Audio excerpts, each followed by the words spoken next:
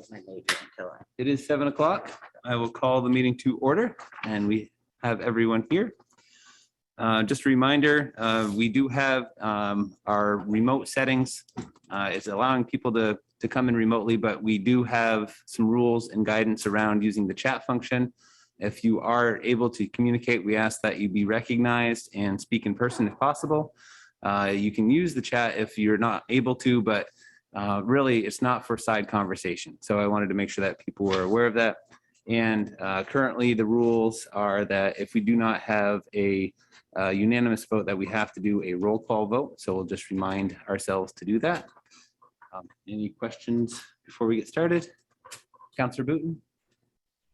Yeah, I don't understand why we just don't remove the chat. And I understand you're saying that they don't know how to do the hand raising thing, but you know how to do the chat part of it. I think it's just better for cleanliness. It's just better for removing the chat, just as a side note. Yeah, so when we've discussed this before, it's been that some people don't have the connection, the ability to, like, video might slow it down. So we ask people to turn that off. Sometimes the audio isn't the greatest. So if they want to get a message across, we're still trying to provide that ability. If it runs into an issue, we do have someone moderating it tonight, so we can make sure that we can address it. In case you didn't know that. I was trying to remember how I used to. And you had like a So with system. that, are there any adjustments to the agenda?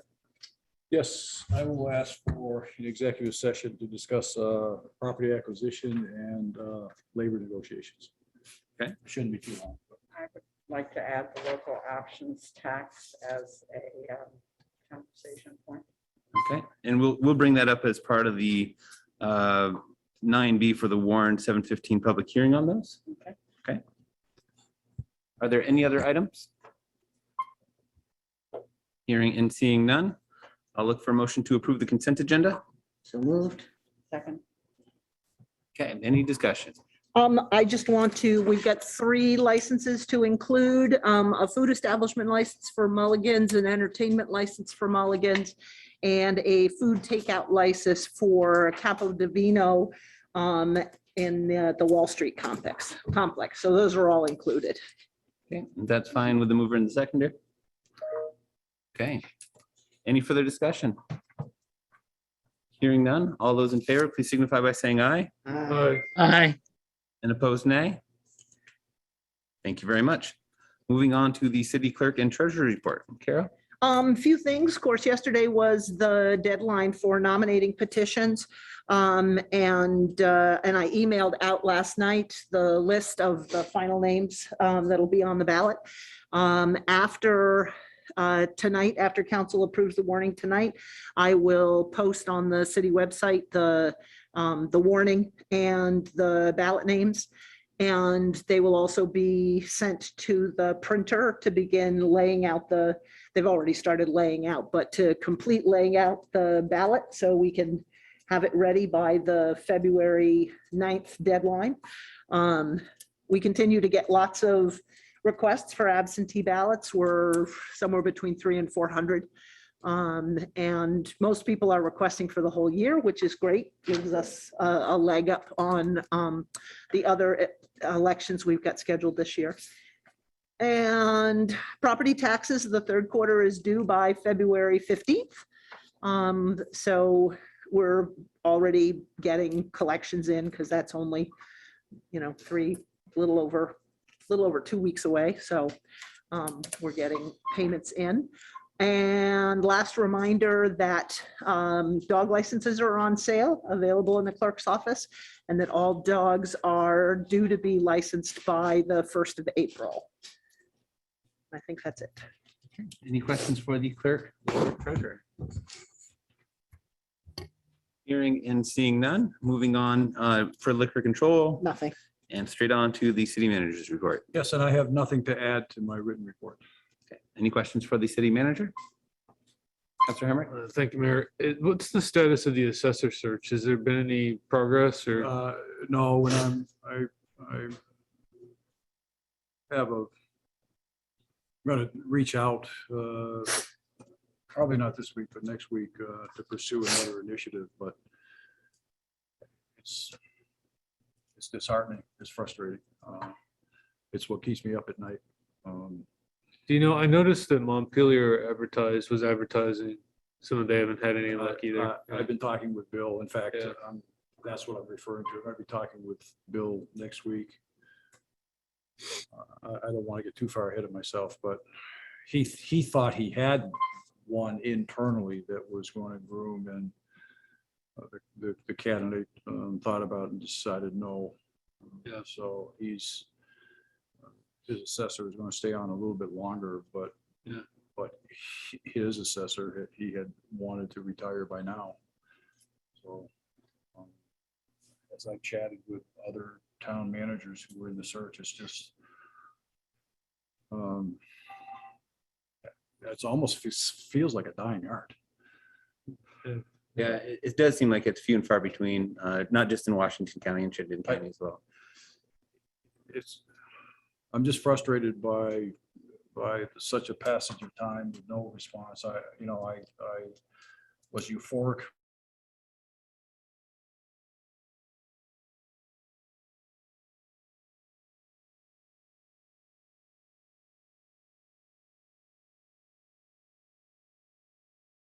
when I find I can't find. I don't know what that answer is yet.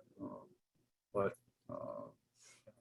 I don't think going to a board of listers is a practical solution, just because it's, for all intents and purposes, voluntary. I've had a discussion with Barbara Schlesinger. and I know Janet has too. I've called her for different reasons, but we drifted onto that, and she said there's a dearth of candidates out there, and listers probably won't work well for a large community. So maybe for either next week or the week after, you had mentioned in your report a number of vacancies. We can just have an update on all those current positions and what they are, just so that. Yeah. In addition to the 3 that were filled in Bill's department, there are, I believe, and I was trying to confirm with Larry today, I believe there are 2 in the police department, but the deputy chief or acting chief has candidates for those. I don't know that they've been vetted yet, but the good news is that there are candidates. So in some areas, we're making progress. Is it, and the chief, Matt, in this, let me know if this is something that should be in a personnel discussion, but the chief search. Yeah, I was going to give you an update. I didn't mention it, but just a brief update in executive session. Yeah. We're close, and I'll tell you the remaining steps. So if you wanted to do that tonight, we'll just note that negotiations, property acquisition, and personnel. Yes. I added it to the list. Seems same line sometimes like that. Just one between the 2 of us. So any other questions for the manager? Hearing and seeing none. Moving on to visitors and communications. Is there an item that's not on the agenda that somebody would like to speak to? Bernadette? Hi, thank you, Mr. Mayor. I just want to thank you for having these hybrid meetings, which allow me to attend. And I thought that I saw that we might be going to total Zoom meetings. And I would hope that we could at least keep our meetings open with at least one person, a live person there, because I found I could only attend the school board meeting by going to the superintendent's office because my computer doesn't handle the software that they use. So thank you for having these. And I saw that the Vermont Housing Finance Agency is accepting applications from homeowners who are behind on housing expenses due to COVID, and urge people to apply for those. They're good for people who are homeowners and people who are renters. And that's through the VHFA and the VSHA organizations. And I'm sure Carol has that information. So thank you all for being here. Yeah, Go ahead. we actually, it has taken about 4 days to get the sign up taken care of because they've outsourced the administration, and it's challenging. But finally managed to finish the onboarding today, have developed a flyer which will start going out with our delinquent bills. There is an opportunity for people to apply for delinquent water and sewer, similar to the programs that we've been doing for the last year or so. But there's also a possibility through the same program to apply for assistance with delinquent taxes, also delinquent mortgage payments, and delinquent homeowner or condo association fees, other utilities. So there's a whole bunch of options there. So the information is going out in the bills. I'm also putting something together that will be posted on our Facebook page and the website, et cetera. And for those who aren't as computer savvy or want to be able to talk to somebody about the program, Downstreet is offering sort of in-person and phone connections. So more information should be up on the website by the end of the week. There's no deadline. It's until the $50 million is gone. So, and my understanding though is that there's a limit of $3,000 per household. So that's not a ton of money, but it certainly is. And this is free money. It's grants. It's not a loan, so people don't have to pay it back. So Yeah, if you think about it, it's about 3 months worth of either homeowners payments or other types of bills that can help you get through the winter if necessary. and the look back period is all the way to January 21 of 2020. So it's 2 years of look back. So Thank you And- so much, Carol. sure. Yeah. Thank you because I had wanted to talk about it and I forgot to put it on my list. The other item that you noted, Bernadette, is actually item 9I. So it's at the end of the agenda for us to address for those. Oh, okay, thank you. You're welcome. Is there anything else for anyone else for visitors and communications? Hearing and seeing none. There is nothing under old business. We'll move on to new business. We have appointments for consideration. I do not see, and I'm just going to go through. Is I Chip see- Castle I here? believe it's Phil Moros? Moros. I believe it's that Phil is Phil Moros, but I don't see Chip and I don't see Candace. And to the best of my knowledge, Jody had reached out and my understanding is had confirmed their attendance. So Okay, so council, if you're okay with it, we'll just take up Philip Moros for now, and then we can address the other two later. Okay, Mr. Mayor, are there 3 vacant seats that could be filled just based off the interest of in their applications? so since it's the housing task force, I believe that you currently have 5 members, correct? Yeah, I'll Councilor look Weston? to Erica first. I think it's currently 5. But there's been 1 or 2 folks that have come to the meetings consistently as members of the public and not as appointed members. And I just didn't know, Erica, if you knew. The only person that's come as member of the public is Stephanie, Oh, okay. but we've had some technical difficulties with the text. So Stephanie is the only one that's come as member of the public. So Okay, thank you.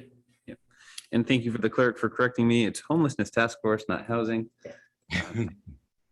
So with that, we'll move on, council, to item 9A, sub number 2, which is the appointment for consideration with Philip Moros. Phil? Yeah, hi. Hi, how are you doing? I'm very well, thank you. How are you? Good. So if you can, please just tell us a little bit about yourself and your interest in the position. Surely. My wife and I own a pottery studio in Barre. We've lived here a little over 30 years. Most of my experience with the homeless is all volunteer activities. I've cooked at the Haven for almost 30 years. Currently, I've organized a group of volunteers from the Episcopal Church, and we cook meals for the Haven twice a month. What I liked about the task force was the goals that were set out on the city website as their mission. because it seems like what we are always doing is putting a Band-Aid on the problem, cooking meals or finding hotel rooms when the need arises. And I think that the focus of this task force was for a long-term solution, which is what I think we need. Council, does anybody have any questions for Phil? No, I'll make the motion to appoint Phil to the homelessness task force. Second. Moved and seconded. Under discussion, Phil, the two questions that we normally ask are just, do you know when the meetings are and you're able to make those meetings? I do know, I think they're every other Wednesday. Is that true? We have them actually every, I believe, fourth Wednesday. Fourth Wednesday. I went to a couple of the meetings and yeah, okay. Yeah, we've I do know- unfortunately had some technical difficulties with them. So Okay, yeah, I do know and I can attend. I do want to say that, did somebody actually call the other two candidates and tell them about the meeting? To my knowledge, yes. Okay, because I wasn't notified. I just saw it on the agenda and that's why I came. Phil, do you know if you got an email? I wasn't notified at all. Okay, I was led to believe differently. Okay, yeah, so I'm not saying it didn't happen to the other two. I'm just saying it did not happen to me. Okay. No, that's good feedback. So thank you. Mhm. And the other question is just, not only is it the time commitment to, but you're able to meet the other obligations. You said you saw the mission that was on the website. I think so. Yeah, I think I could bring a lot to the table. Yeah. Okay. Seeing no other questions, there's a motion on the floor for the appointment of Philip Morose for the Homelessness Task Force. All those in favor, please signify by saying aye. Aye. Aye. Opposed, nay. Okay, thank you very much. Councilors, I'm sorry. Yeah, Phil, if you want to stick around for the rest of the meeting, you can, but you do not need to if you do not want to. All right, great. Thank you very much. Thank you. Thanks, Phil. Councilors, I don't understand what happened. I specifically asked, in accordance with our new appointment policy, that the candidates be contacted and their attendance confirmed. And I was told that happened, or that's what I understood. So I will follow up and find out what went awry. Then I would just ask that while we're not sure if they were notified or not, I would just ask that these two be put on the agenda for next week. Yeah, I'll do that. Now, regardless of that, I did reach out to one of the candidates today because I wanted to clarify something that was a little unclear on the form, but I did not get a call back. So Okay, so moving on then, we're on item 9B. It's warned for 7:15 and it is now 7:18.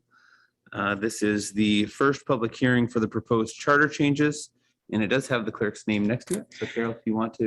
I think it's probably just got my name next to it because I typed it into the agenda. This is, as council warned, back on the end of December, we're required to have two public hearings.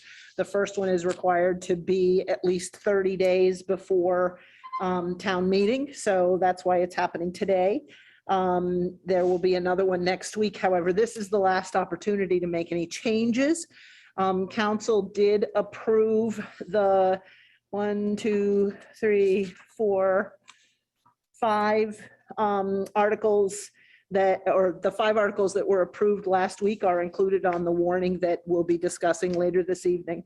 And this is an opportunity to make any final adjustments, to have any questions, comments, discussion, and to open it up to the public for any questions, comments, or discussion. So with that, I will first open it up to the public. Is there anybody that would like to address council on any of the items that are listed, or anything else that they'd want to discuss?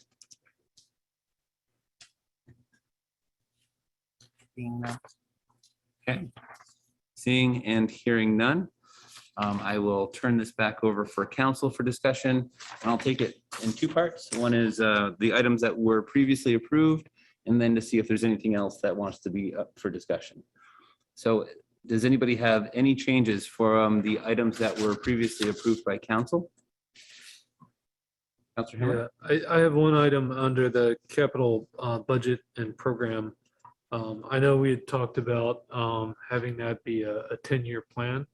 And I had a question for Manager McKenzie as to whether or not he thought it made sense to put that time period as a guiding timeframe for the plan. And also if there should be language that ensures that the items are arranged to indicate priority. So you can easily go to identify the top items that are most urgent for implementation. Just one clarifying question. The charter language currently has a 5-year capital plan. Did you mean 5 years or? No, I meant 10 based on the I think he's conversation. suggesting an amendment. To go to 10 years? Yeah. to Okay, go to okay, 10, okay. yeah. I'm sorry. I just want to make sure I understood the question. Well, and that's just based on my understanding of how Steve has talked about the plan. Yeah, and currently the items that we have out on the website are 5-year plans. But to your point, we have talked about in the past them being 10-year. Yeah, I don't have any aversion to a 10-year plan. I mean, the understanding is the further out you go, the more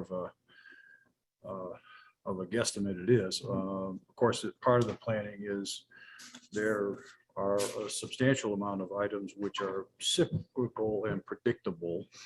So that's the bulk of the population, is identifying those atypical or one-time needs. But again, if the capital plan is used right, it's going to be reviewed every year by the administration and by the council. It'll be tweaked and adjusted every year to reflect better knowledge, change in priorities. I'm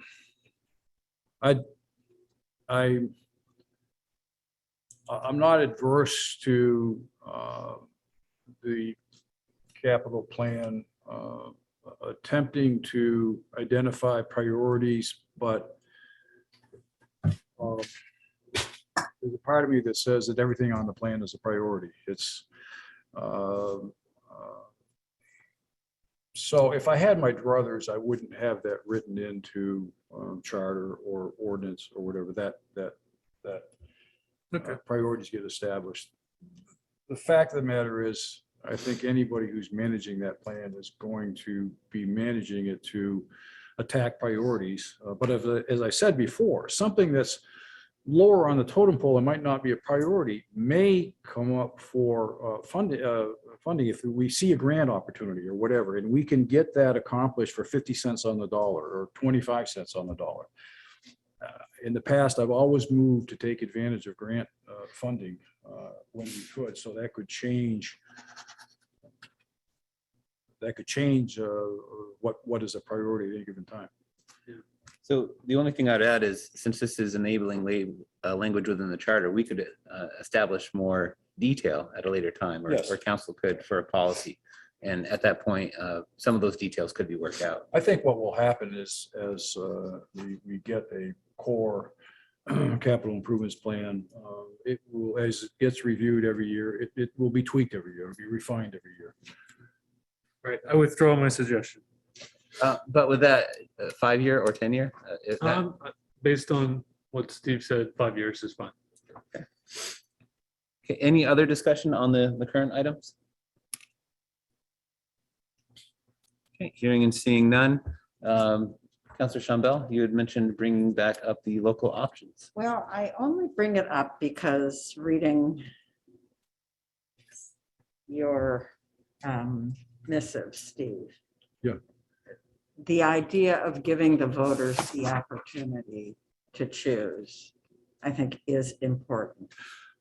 Mr. Mayor? Yeah. I think before there's any discussion, there's got to be a motion for reconsideration and then a second. Well, I talked to the clerk about this beforehand, and since the rest of the items were already discussed, this was something that actually wasn't a part of any motion. So if it wants to be its own item for discussion, we can bring it up separately. So, You know, that's primarily my reason. I still think it's a good idea.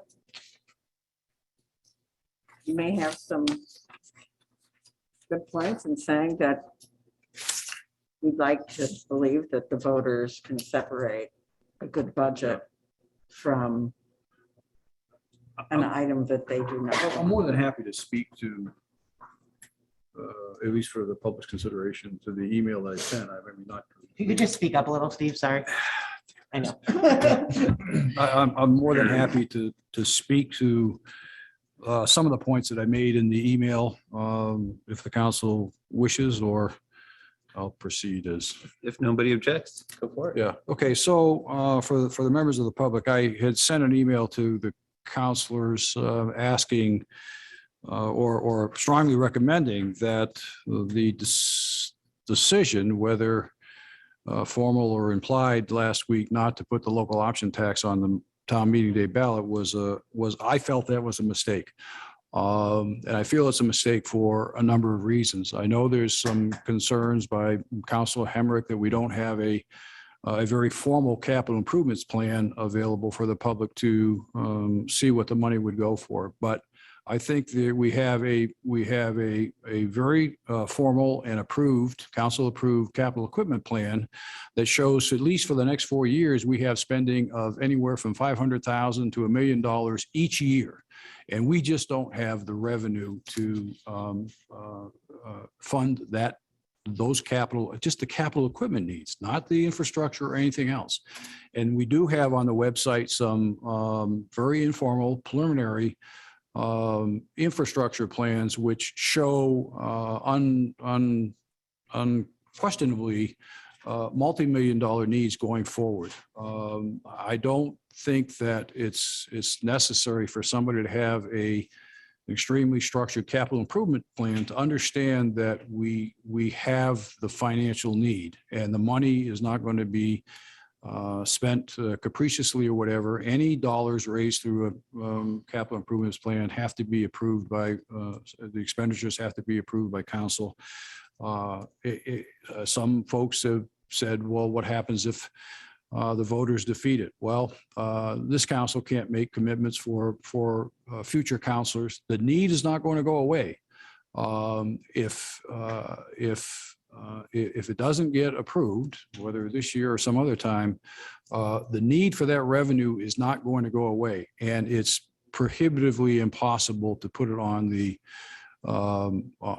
tax rate. The benefit of the local options tax is that it raises revenue off of the tax rate. It doesn't impact the property tax rate. It's certainly a boon to seniors or any property owners because the revenue needs, as I said, won't impact the tax rate. Just picking up some of the other points here. Hey, if the voters approved it this March, it would be next fall at the earliest before it could become enacted. If it's not approved this fall, even if it were considered on the November election, it would be a year from now, and that would be a year's worth of revenue, anywhere from $800,000 to $1 million revenue that would be lost forever to put towards the city's capital improvements needs. I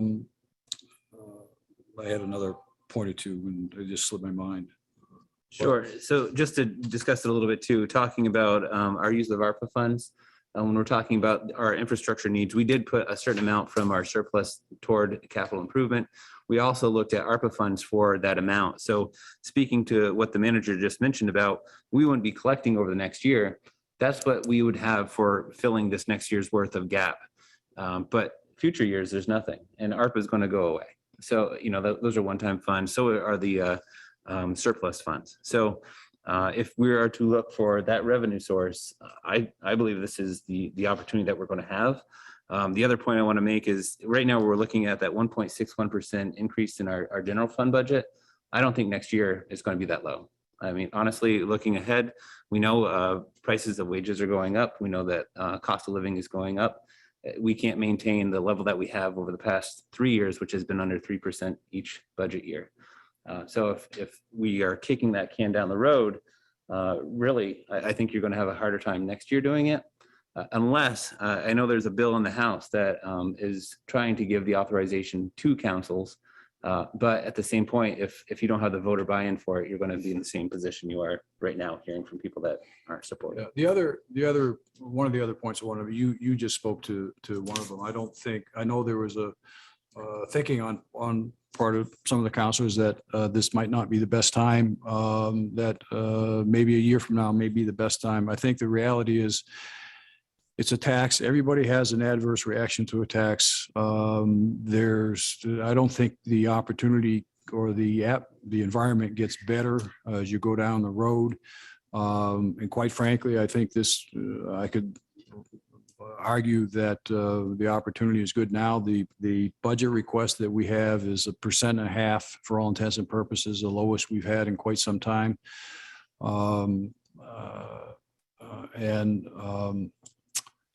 There was another point I had that will hopefully come back. There's tons of points, but Yeah. The other point is that for the Barre City voters and taxpayers, the burden will be shared by those who come to visit the city. It's not going to be totally borne by city taxpayers who shop in the city. It will be borne by others who come into the city, who actually use our infrastructure and so on. So it really is an alternative revenue mechanism to the property tax, and the burden is spread. I think from my position as manager, it's really a no-brainer. I know a lot of people probably won't agree with that, but I really think it's a no-brainer, and I would ask the council to consider putting that on the town meeting day ballot. questions, comments? Well, I had one question about, we've had the discussions around the public works facility improvements. And I expect that that's something that will take a bond vote. And I was curious, Steve, if you've given that any thought in terms of the timeline of future elections. Yeah, I think if we had a brand new DPW campus in 3 years, that would be grease lightning. And the reason I say that, we've got to complete the preliminary planning, which we will do in the next few months. Then we've got to go through either a design phase or a design bid phase. But we need to go through the process of securing those consultants or contractors or whatever. And that's the easy part. The hard part is coming up with the $5 or $6 million, if it's not more, that we got to pay for it. So that's where projects grind to a halt, is when you're ready to go. You just got to find the money. So that's why I say, if we could get the planning design done in 2 years and find the money, 3 years would be grease lightning. But I think that only helps make my case. The sooner we can start putting money aside to fund a massive project like that, the better. And I think every year that we delay, we're losing $800,000 to $1 million. So, and I don't know if Bill or Carol could correct me on this, but also the big dig payments out of the water and sewer fund, I believe the last payment's in 2023. Or maybe Steve knows. I don't have that right in my brain, but it's not 23 far or away. 24. Yeah. 24 is the latest. 'cause Yeah, that 24. was- we So- put in the 4-year plan in 2019. So the reason why I bring that up is because DPW would be one of those projects that could have water and sewer funds that are used for it. Then, at that point, we could couple water and sewer funds with money that's coming in from the capital fund, and it would be less of a hit to the tax rate at that time. I thought I saw a hand go up on the Zoom. Michael Deering? So my question really is, if we as a city were to put this 1% or not to put this, percent into play, what would it ultimately do to the taxpayers come down the line, say 5 years, Manager McKenzie? Would this be a long-term solution, or would this be something, if we did not approve it, would it be something that the taxpayers would essentially have to pay for 5 years down the road regardless? Well, I'll answer your second question first. It would be a long-term solution. It would exist, frankly, in perpetuity. So that's an alternative, just like the sales tax we have now on rooms and meals and alcohol. That's been established and that will continue indefinitely. Absent the revenue from a local options tax, sales tax, there will be extreme pressure on the tax rate. And the way that will happen is that we will be forced into crisis purchases for equipment that fails, for facilities that have neglected maintenance or whatever. When that happens, we don't have any choice. We're either going to have to go out to get a bond. That debt service goes on to the tax rate. We'll have to get a note. I mean, I think that's part of my point. Without this alternative revenue source, the pressure on the city tax rate, which is already one of the highest in the state, will be enormous. So one other note, just to add one other note before your follow-up question is, think of it as we have a amount that we raise by taxes, and the expenditures, if it is going at the same level each year, call it 10 million each year, we're actually falling behind because of inflation. Inflation directly impacts those items that are sold goods. So if you call it a six-pack down at Mr. J's, or call it a whatever, a blender down at Nelson's, those items are all going to go up. And when you have a sales tax, your increase is just a percentage of how those go up. So you're going up at the same rate as the market, rather than going back out to the voters and asking for more increases. It goes right up along with it. So there's an added benefit there where we don't have to continually going back out and ask for additional funds. You had a I follow-up appreciate question? both. No, sir. I appreciate both of your comments. Other questions or comments? When was the last time this was put before the voters? How long has it been?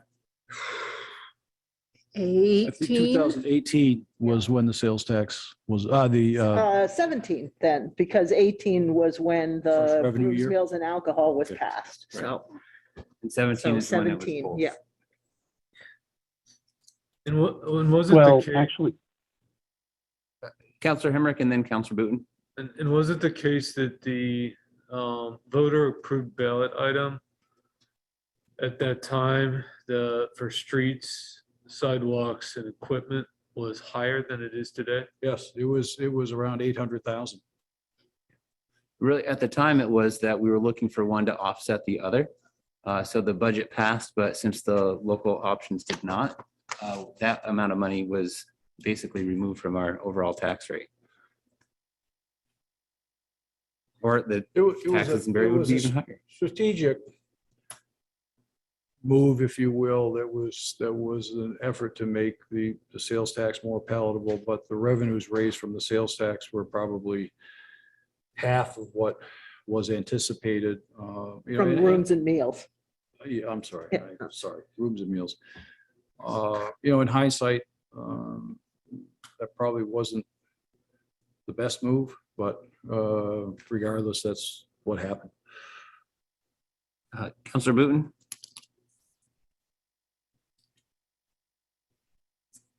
the comment that I was going to make, I think that the original sales tax part was before 2017 because we voted it 3 times, if I recall. Right. So any other questions or any motion or action? Well, Mr. Mayor, I would add just one other question, and this is related to a dialogue that Steve and I had by email, is just thinking about the available capital funds for the next year or 2 years. And given all the constraints, capacity constraints that the pandemic has put on staff, we talked, or I asked, how realistic is it that all that money will be spent from the bonds and the streets, sidewalks, and equipment funds, and the prospective $1 million for ARPA, and the FY21 surplus dedicated to capital equipment?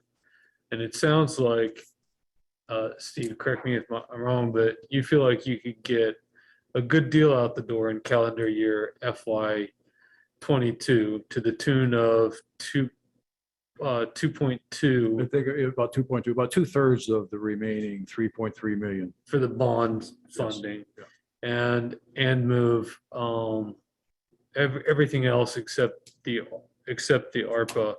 And so there's still about $2 million, if I understand it, that you might not be able to move in FY23. Right. Yeah. 2 million of, Yeah. are you talking about ARPA or bond? Bond money and ARPA money. Yeah. Yeah, and the only other piece I'd add there is if some of the positions that we're adding into the budget would help assist in that process. So, just Bill being here, if he had an assistant to help him with some of the RFP creation, I think that would be able to assist in, Well, in that's utilization. That's huge. And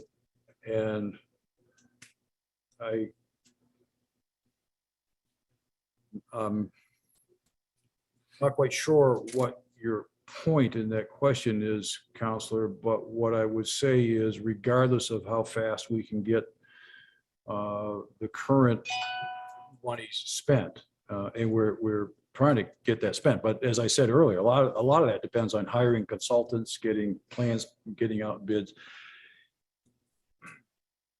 Accruing the money from the alternative revenue source from the sales tax just puts that money in the bank and puts us in a much better position to get projects done in the future because we have the reserves, we have the money to get them out the door. And it's just as I was saying with the DPW campus, we can get through the design phase, I think, in the next 2 years. Getting to construction will be finding multi-million dollars available to go out to bid. I mean, we can't go out to bid until we know we have the money to support the bids. So accruing that revenue in reserve just facilitates implementing projects in the future. Yeah, one other point, and I don't know how true it is anymore with the new ARPA rules, but it was noted at the beginning that ARPA funds could not be used to leverage against other federal grants. And if that's still the case, then we would need other local funds to do that. So think of an infrastructure bill if it were to come to fruition. Well, I think we already have one that's available. There's a second one that's being discussed at the federal level. We would be able then to leverage from the funds that we'd be gaining through this local options in order to gain more of those grants and be able to have those projects, basically the same thing that we were talking about housing, leveraging the funds that we currently have in order to take advantage of the other grants that are out there. Yeah. Councilor Stockwell.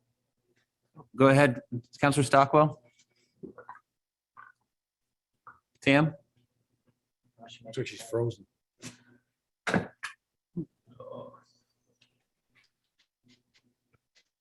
So Yeah, she's frozen. Harm in putting it on the ballot. Can you, Sam, can you turn off your video and How's then this? try? can you hear me? So much better. Is that better? Yes, go ahead. Okay, so what is the harm in putting it on the ballot? What is the reason not to do that? Since it seems the advantages will be great, it leaves it up to the voters. That's one of my points, Counselor. I think we need to let the voters decide.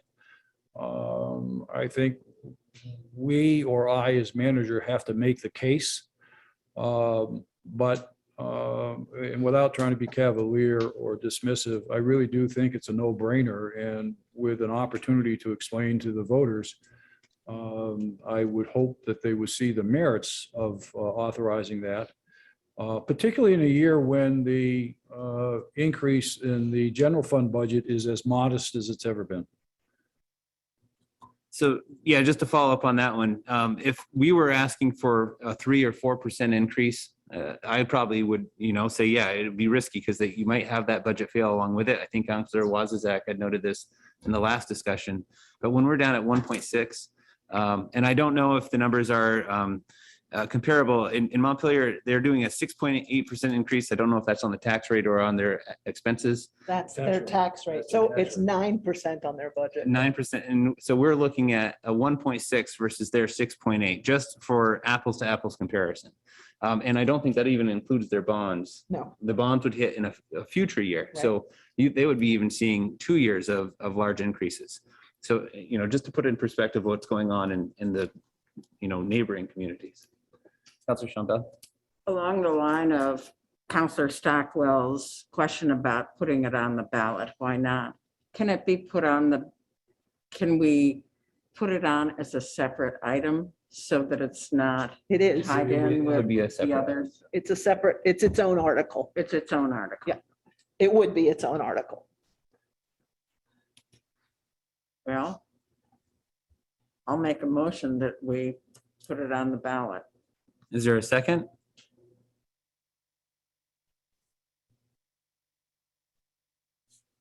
Hearing none? Well, Who? no, it's just because I saw Counselor Stockwell's box light up, which indicates that she was trying to speak. That's true. I seconded the motion. Okay, thank you. So motion is made and seconded. So we've had some discussion already. Is there further discussion? So I'll just note that, council, I don't think that it'll affect other items that we have on the ballot. I think it would be its own thing. If the voters don't want it, at least we went out and said we tried. Otherwise, we're kicking down a large capital opportunity to get those things put into place. Councilor Wazizak. Yeah, Mr. Mayor, Mr. Manager, what I'll just say is I agree with pretty much your entire analysis. I do think that this is smart policy. I do think that it's a very needed investment in the city. And I think most importantly, it's a smart way for the city to capture revenue from folks who do not live here, folks who use our infrastructure, but do not pay for it. That's the Barre City property taxpayers. Something I always try to weigh, I feel strongly that councilors are elected, yes, to represent their constituents, but to do what they think is right for the city. But you have to balance that. One example is the $100,000 to fix the BOR a couple of years ago. Personally, I did not think that it was worth the investment. I thought that we would just have another breakdown worth a couple of $100,000 again. And we had a packed council chamber full of community members urging us to approve that expense. And I felt, hey, it's your money. If you want it spent that way, all right, I'll vote for it. But the fact remains that I have not heard from any constituent who supports this, whether they be a Ward 2 resident or one of our business owners downtown. And I feel that I made a commitment to the voters last week that said that I would ask them to approve the budget, but I would not ask them to approve the local options tax this time around. And I'm going to stick to what I said last week. When everybody else. Yeah, Bernadette, I see your hand is up. Yes, thank you. I'd encourage council to put it on the ballot. And I'm sorry that I didn't get in touch with my counselors this week. I thought it was more of a done deal, but I think it would be good to put it out. And Manager McKenzie is really doing a great job educating people and telling them why we need it. And I think with Mayor Herring's support, it will be heard. And there might be a lot of us out there who, when we have more information, will support it. So I'm sorry that I didn't get back to you. Councilor Booten? Yeah, I was just going to point out my position hasn't changed. Yeah, I would like to speak to Councilor Wazizak's remarks and the argument I would make to That you. you're a Ward 2 constituent. The argument that I would make to have you reconsider is that I don't doubt that you've heard from a number of your constituents who may not support it, but I would argue 2 points. One, I don't know if they've had the benefit of understanding the merits of it because there hasn't been a lot of information put out prior to this time. And as I said earlier, it's going to be incumbent upon at least myself as manager to make that case. And secondly, I think if you listen to just your constituents in your ward, you're short-circuiting the will of the voters of the whole city. You're not providing the voters of the city as a whole the opportunity to vote. It may not change the results, but I think that by listening only to a small group of constituents, it does a disservice to the residents and the taxpayers of the city. And on that basis, I would urge you to reconsider. Yeah, the other thing I'd note is this is a plan to show them when they call you and they say, why is this broken? And you say, well, we just tried to have a process to get another $750,000 to $1 million, $750,000 to $1 million that would fix this. And you said no. So we have to find other ways to find revenue for that. It's a good conversation piece, especially I think when the manager goes out and he's going to try to sell it if it gets approved. And I will too. I mean, I think we've been saying it all along. We need to find that revenue source. This is a way to keep it off the tax rate. It's a way to make sure those that are using our infrastructure are also contributing toward the expenses. Councilor Hammer?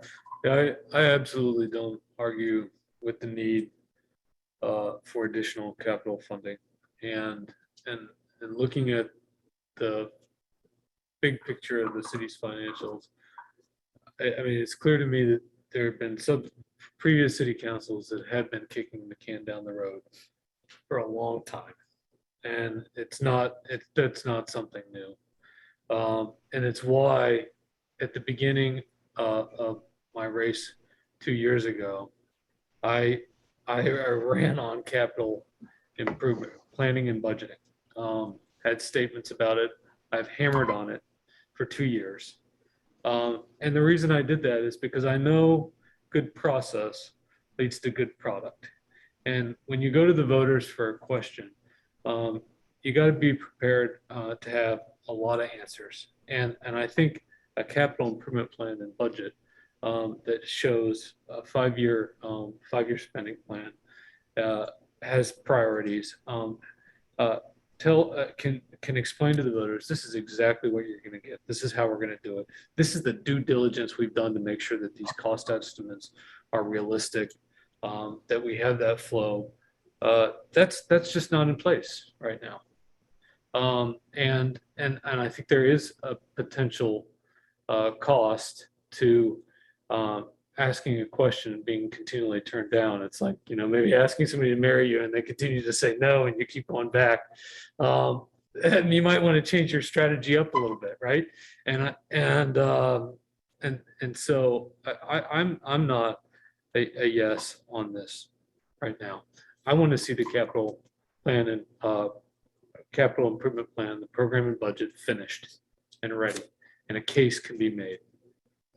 So I guess that's where we disagree, because I think the case can be made now. I think there's sufficient information on the website that shows the need for $1 to $2 million a year, if not more. I mean, we have the capital equipment plan, which has been approved by the council, which is a 10-year plan. That plan shows for the next 4 years. What are we going to spend it on? I'll bring up the capital equipment plan and show you the equipment. I mean, it's very detailed. The council has approved it. $500,000 to $1 million a year over the next 4 years. So the Excel sheet. I don't know where Bill's got trucks that are falling apart right now. I mean, I just strongly disagree with the fact that, or your statement that we're going to spend it on equipment in the next couple of years. So on the city website, the Excel sheet that's listed up there, this is where we had the numbers of why it ranges between a certain amount each year, is because it is listed by fiscal year. It shows what is going to be done by those years. But if we don't have the funds for it, those are just going to carry on into the subsequent years. So the information is out there. What I would say is, to your point, it's not in the same plan as the same 5-year water plan or sewer plan or streets plan. And so if we're talking about prioritizing across the board, you have a valid point there. But I can quickly look at all 4 of those documents and I can see all of the needs. I can also look on our revenue side and see where we're bringing in water and sewer rate funds. I can see what this would do for an impact for that just straight on capital plan. So a future council can, and just like they would if they had a full plan in front of them, they would still need to prioritize those items. So all the information's there. They could look at which ones. They can say, these are the ones it's going to cost us 600,000. We only have 500. These are the 5 of the 6 projects that we're going to get done this year. One might move forward, but in a future year, there might be less projects. Hopefully in a future year, we would then have more revenues coming in from other sources as well. But we can't get there if we're continually trying to, just as the manager said, do the emergency repair work. Emergency repair is always a lot more expensive. Just one more. I would like to speak to the Councilor Hemrick's point about future councilors having kicked the can down the road. You're absolutely right. They have. And the reason being, you understand the struggle we just went through this year on the budget. The tax rate is high. There's virtually no capital investment in the operating budget, in the general fund budget. The reason it got kicked down the road is the councils had no alternative revenue source, and they weren't doing it to duck the issue. They were doing it to try to get budgets that would pass. We may have to agree to disagree, but I feel if the council doesn't at least provide the opportunity to put this on the ballot, you're doing the very same thing you're being critical of prior councils are doing. You're kicking it down the road. That something's got to give. Well, that's where I think there's a distinction in that. I'm not saying that putting it on the ballot is a bad idea. I'm saying putting it on the ballot right now is a bad idea because the pieces aren't in place to communicate it as well as it could be communicated. Councilor, what I would say is the pieces may not be in place to your satisfaction, but I believe there's ample evidence the pieces are there, and that if the voters are given the opportunity to see it, they will make, I think, a favorable decision. And I don't think they will hold the general fund budget hostage. So, we'll just have to agree to disagree. Go ahead, Bill, if you can come up for the microphone. And then Councilor Sean Bell, and then Councilor Boots. So I'm, for the record, I'm Bill Ahern. I'm the Director of Public Works. What I'd like to offer is that what Manager McKenzie has tried to point out is that we're making everyday decisions now that reflect what we know are not best practice for capital investment. Within the last 30 days, I faced a $12,000 investment in a 10-year-old vehicle because the transmission on one of our 4-wheel drive plow trucks went. Now, we got out of that for less than $6,000, but we literally bought used parts. And the thing that we're looking at is that's a vehicle that we should retire within the next 24 months. And when we dump money into these well-used vehicles, we can't recover it. And so the fact that when we look at our capital needs, they are substantive and they could actually consume the entire amount of that tax. The demand is there. And what I hear very clearly is that I need to do a better job of selling this issue. And so that's literally why I felt I needed to come up, because I'm making these decisions week to week. And there are things that I wish I didn't have to do, because I know that if I looked at the depreciation certainly is higher, but the actual investment, once we get past 7 or 8 years, is almost always a sunk cost you never recover. And we're running equipment well into that age. Our newest plow truck is a 2018, and they go back to 2011. And so there's definitely, we're in a position where we have to plan those investments, and it's difficult now because I'm competing against the needs for the police department to have an operating cruiser, something that isn't out of service routinely. And those are really difficult choices unless you have additional revenue. Thank you for the opportunity. Councilor Shambell? Getting back to the point of giving voters a choice.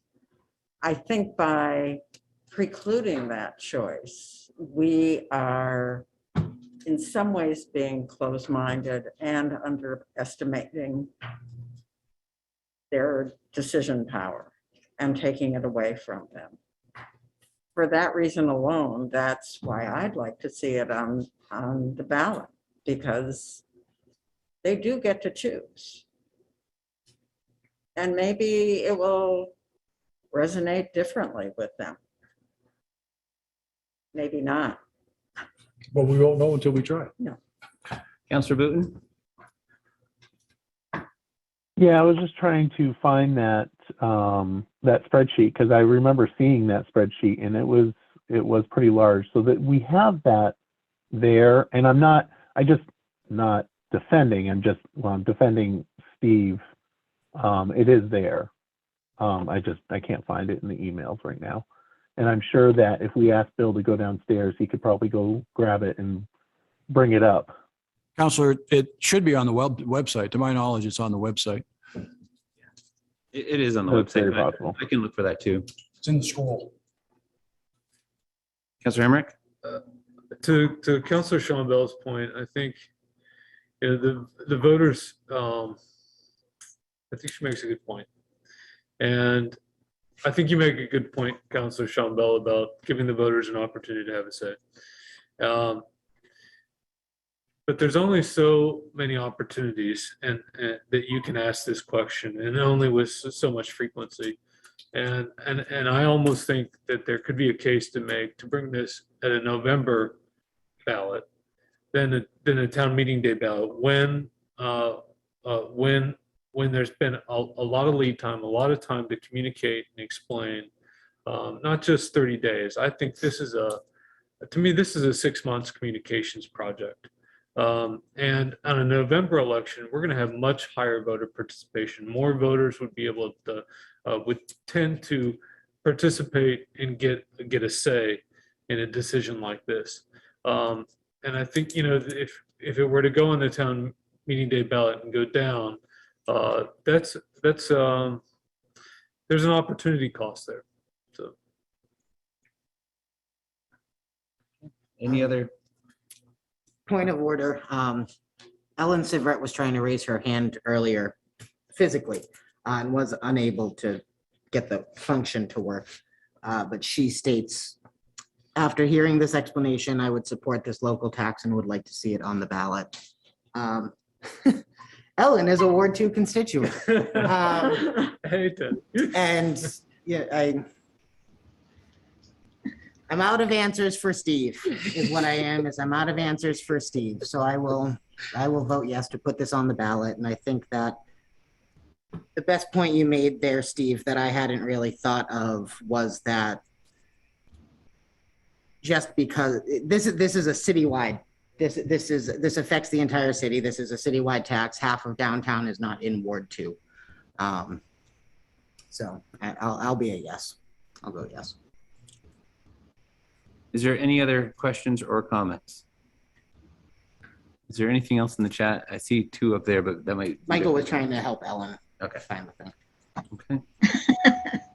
Okay, hearing or seeing none, just to note, we have seen the language. It's been in our packets previously, and it is to add the word sales, and it talks about how those funds are used. I do have a copy of the language here if counselors would like me to pass it around so you could review it one more time. Are you good? I'm good with it. Okay. I don't need to see it. Okay, so with that, I will take the vote. All those in favor signify by saying aye. Roll call. Oh, Well, Hi. and I do see that not everyone's going to vote, so I'll just go automatically. Thank you, Councilor. well, Mike, Wazza. but so The roll. just before, can I ask a point of order question? Yes. So just procedurally, are we supposed to be taking voice votes and then going to a roll call if it's not, I'm not trying to avoid a roll call or a voice If it's vote, not I'm just- unanimous, yeah. I think It's that going it's quicker that way. perfectly, it's perfectly fine for the mayor as the overarching person to have a sense of where they think the vote is going to go. And if the sense is that it's going to be divided, then they can move right to the roll call. Okay. I just, with the changes that Yeah. were passed, I just wanted Yeah. to Yeah, check. and what I just did with the ayes, I didn't hear two, so I'm going to just automatically go to a roll call vote. Okay, that's, So I'll go up on the screen first. So Counselor Reel, Aye. Counselor Booton, Nay. Counselor Stockwell, Aye. Counselor Shambell, Aye. Counselor Hemrick, No, Counselor Wazazak, I, and I am an aye as well. Thank you. Councilors, I'd just like to say I appreciate very much your reconsideration and now I have my work cut out for me. So before moving on, there was another email that was sent out. Counselor Booton, you had another item. Is there something else you wanted to bring up? Yeah, I mean, it was something that came in last minute, and I was thinking that, you know, why not? If we're going to discuss local options tax after, you know, basically killing it last week, I figured, you know what, why not just put this back on the ballot as well? It was an item that City Council vetted a couple of years ago. We approved it then.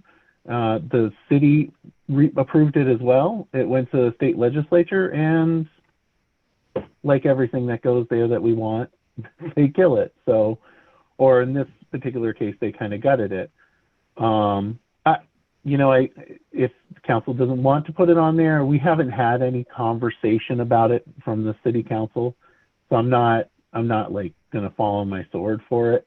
It's just something that popped into my mind during some conversations with well, actually, Ellen's daughter. So, yeah, I sent the language out. So I don't know if anybody wants to entertain that. If not, that's okay. I'm not gonna die over it. Yeah, Counselor Wazazak and then Counselor Hemrick. yeah, sure. So, Counselor Booton raised this issue to me in a phone call recently as well. I was not on council when this language went before the voters last time, but I was a voter in Barre and I did vote for this last time. Basically, what this would do is give the city a bit more teeth when it comes to enforcing our housing codes, which I would wager that a majority of this council believes that that's a problem in Barre. That when I've often said at council, we hear about the worst of the tenant issues and the worst of the landlord issues. And I think that this would give us a stronger answer to those issues that when they come to council. What I like about this charter language and why I would advocate to put it before the voters is, well, A, they've already passed it once and it has gone through legal review once. So I feel comfortable, though, like Counselor Booton said, this is a late stage thing and I'm also not falling on my sword here. But it would give us more teeth when it comes to actual enforcement of our housing policies in Barre. It's gone before the voters once, and I would make a personal commitment to lobby before not officially lobby, disclosure, to advocate for this legislation in the State House. So I'd like to see this put to a vote. Counselor Hemrick? yeah, can we have the language read into the record since it's not public at this point? Yeah. I don't have it, and there are actually, just to give a bit of a timeline, it went before the voters, some amendments to the Housing Board of Review language went to the voters. The voters approved it. The legislature amended it. I don't think the characterization of gutted it is accurate, but they amended it. And then the following year, it went before the voters again to remove the entire section of Housing Board of Review. So I think it's important, and that was approved by the voters and approved by the legislature. So I think it's important that everybody understand that what we're talking about is not putting the advancement back on, we're talking about reinstituting the Housing Board of Review. There are actually 3 sections of the charter that would have to be amended to add that, because there are other sections in the charter that refer to Housing Board of Review. So it's bigger than what Counselor Booton has sent around. Counselor Stockwell? I could go full the language, but it'll take me. Me too, Michael. Just cut it, just cut it. It's not, To get it. it's fine. Then No. we'll just cut it. That's my opinion. Just cut But it. I still want to make sure everybody's able to be heard. Counselor Yeah, Stockwell? I just didn't understand why I thought the housing review board was not functional, and that's why it was cut. So this would bring back something that people said isn't functional. Is that true or is that not true? So not true, because there was actually 2 different votes that went 1 year and then the next. The first one was to actually ask for more ability for that board to hear more items, to be able to do more work. That is the part that I believe Counselor Booton's talking about. He's calling it gutted. It's really that the scope of work that we were looking for them to do was decreased dramatically. So in essence, it was, so we'd be right back to it being dysfunctional, not being able to do the work that we were intending it to. So since it wasn't able to be there, we put it back out and said, if we can't have it, then we don't want it at all. And then that was ultimately approved. Thank you. Just hearing some of the history, and as I understand, putting things on the ballot, tonight's the night to make the decision about that. And I don't really like the idea of having something come up like this when we don't really understand the history or what's even happening with it, or what happened before, or what anything implies. So personally, I'm not thrilled having this conversation. So with that, I heard the 2 people that were advocates for it say that basically not for this year. I would say that if this is something that a majority of council is interested in, then that could go to our charter review group. And then they could look at that section along with, I think there's 2 other sections in different areas of charter that would need to be added. That sounds reasonable. And that way there, that could be something for consideration next year. Yeah, I'm fine with that. I'd like to hear what Ms. Shatney, Mrs. Shatney says, or Janet, whatever. Janet, you're recognized. Thank you, Mayor. I just, to help with a little bit of the history. So some of the counselors who don't know, the Housing Board of Review became very difficult to staff because applications to be heard were very, very few and far between. So we quite literally got 1 in 1 year and maybe 2 in the next year. So people would come and go on the committee. So that also helped its coming to a close as well. So I wanted folks to understand that we weren't hearing the cases that they've had in years past. Thank you. Thank you. So any other discussion on this, or sounds like we can move on? Oh, no, Counselor Booton. Yeah, I'm sorry. Janet is absolutely correct. It fell kind of short. And one of the reasons why was because it really didn't have any power to do anything. It was just sitting there listening to people. No one was really happy. To say, but I'm not going to. We're going to just let it go. Yeah, Well, no, we're Councilor letting Boone, you go. it was about their deposits. It was really why it was created and why it was there as long as it was. So if council is so inclined, we know that it's going to be for a different day. We do have other items on the agenda. And I just want to make sure that everyone's fine with that. Okay, with that, are there any other items that we haven't discussed tonight for charter changes that anyone wanted to bring up? Hearing and seeing none that aren't jokingly, we'll then move on. We are now at item 9C. This is the TIF district options due diligence update and draft parking study review. We do have Stephanie Clark with us. Stephanie? Close the public hearing. Andy Hill is here too. Oh, I know. Andy Hill is here joining us as well. And as noted, it is 8:15, just to note that we Thank did you. close the public hearing. there. Hi, Stephanie. How are you? Good to see everybody.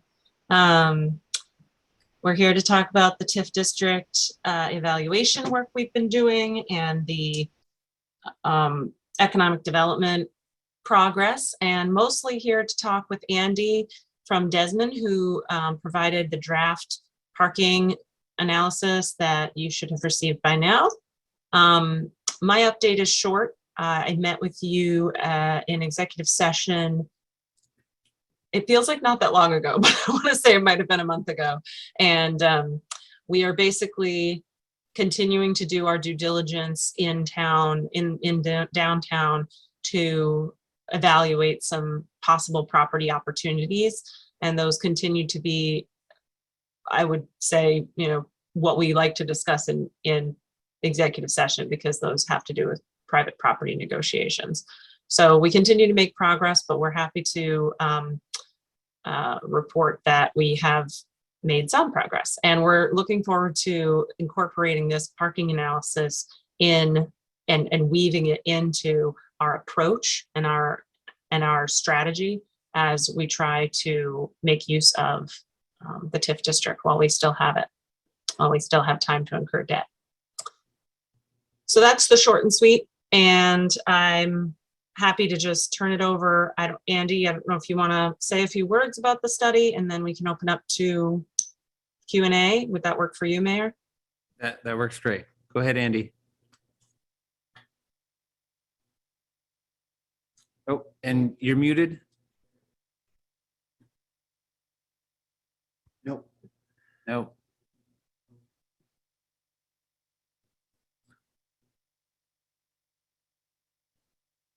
So while you're checking your audio, I'll just make a couple of related comments. So council, remember that we have added or asked for our senators to add an extension for the ability to use those funds for the TIF district. Nothing's been passed yet, but I just want to make sure that everyone is aware that we are approaching that. Senator Balint, I actually was able to speak with her this morning as part of my hat with the Vermont League of Cities and Towns. She also noted that they are looking to make the Act 250 changes, something that the Mayor's Coalition's been working on for a couple of years. And this seems like it might be the year to do it. And I mention that because as we talk about projects in a downtown, some of the barriers are because of Act 250. And basically there's duplicative processes, one local and one at the state level. And if we can make it less cumbersome, it's less time consuming and it's less costly for projects to happen. So when we're talking about how we could affect a project in our downtown, that's related. So I just wanted to make sure that people are aware of those. So Andy, we'll try again. Can you hear me now? We can. All right, great.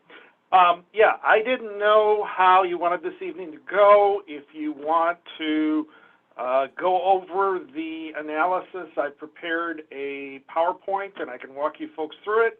If you want to just launch into reactions, we can do that too. I've got my pen here to take copious notes. If you have a PowerPoint, I think Councilor Wozniak is giving you permission right now to be able to share it. And that way there, everybody here and in the public can see that PowerPoint. You should be good. Okay. And before you get started, Councilor Hemrick, do you have a question? Yeah, I was just going to suggest one of the two pages that I thought really stood out in the report were pages 21 and 22.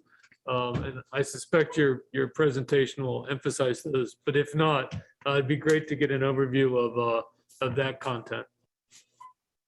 Yes, that is most definitely center point of what I'm going to be presenting here. Just to dive right in, we were solicited earlier this fall to do a study of the downtown area. You can see on your screen the study area that was defined initially to us. Within this study area, one of the first things we did was a basic supply inventory to get our arms around what's out there. Within that area, there's about 2,100 total parking spaces. A little bit more than half of those are held in publicly owned off-street lots. About 36% of all of those spaces are in private off-street lots, and the last 10% are on-street, mostly blackhead meters. And this is the off-street inventory. Don't need to get into a lot of detail to this other than to point out to folks as you're looking from home, wherever you see a blue shape, those are public off-street facilities. Wherever you see a red shape, those are private off-street facilities. And similarly here, where you see the on-street inventory, if you see a red line, that's no parking. Black lines are the 2-hour meters, yellow lines, the 4-hour meters, green, the 10-hour meters. And the very limited number of blues are places where on-street parking is allowed, but not necessarily regulated according to meter requirement or time limit. One of the things we do to establish a baseline is to go out and do occupancy counts. For this effort, we did occupancy counts for both public and private on and off street. However, for this evening here, I'm just going to delve a little bit into the public on street. We were looking at a peak utilization rate when we were out Thursday, the 28th of October, of around 30%.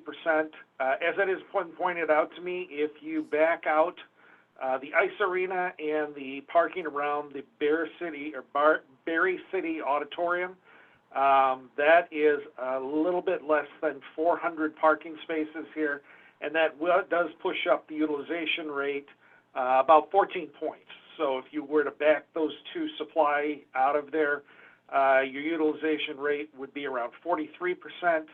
That would still put in the neighborhood of 400 spaces in that public off-street supply available.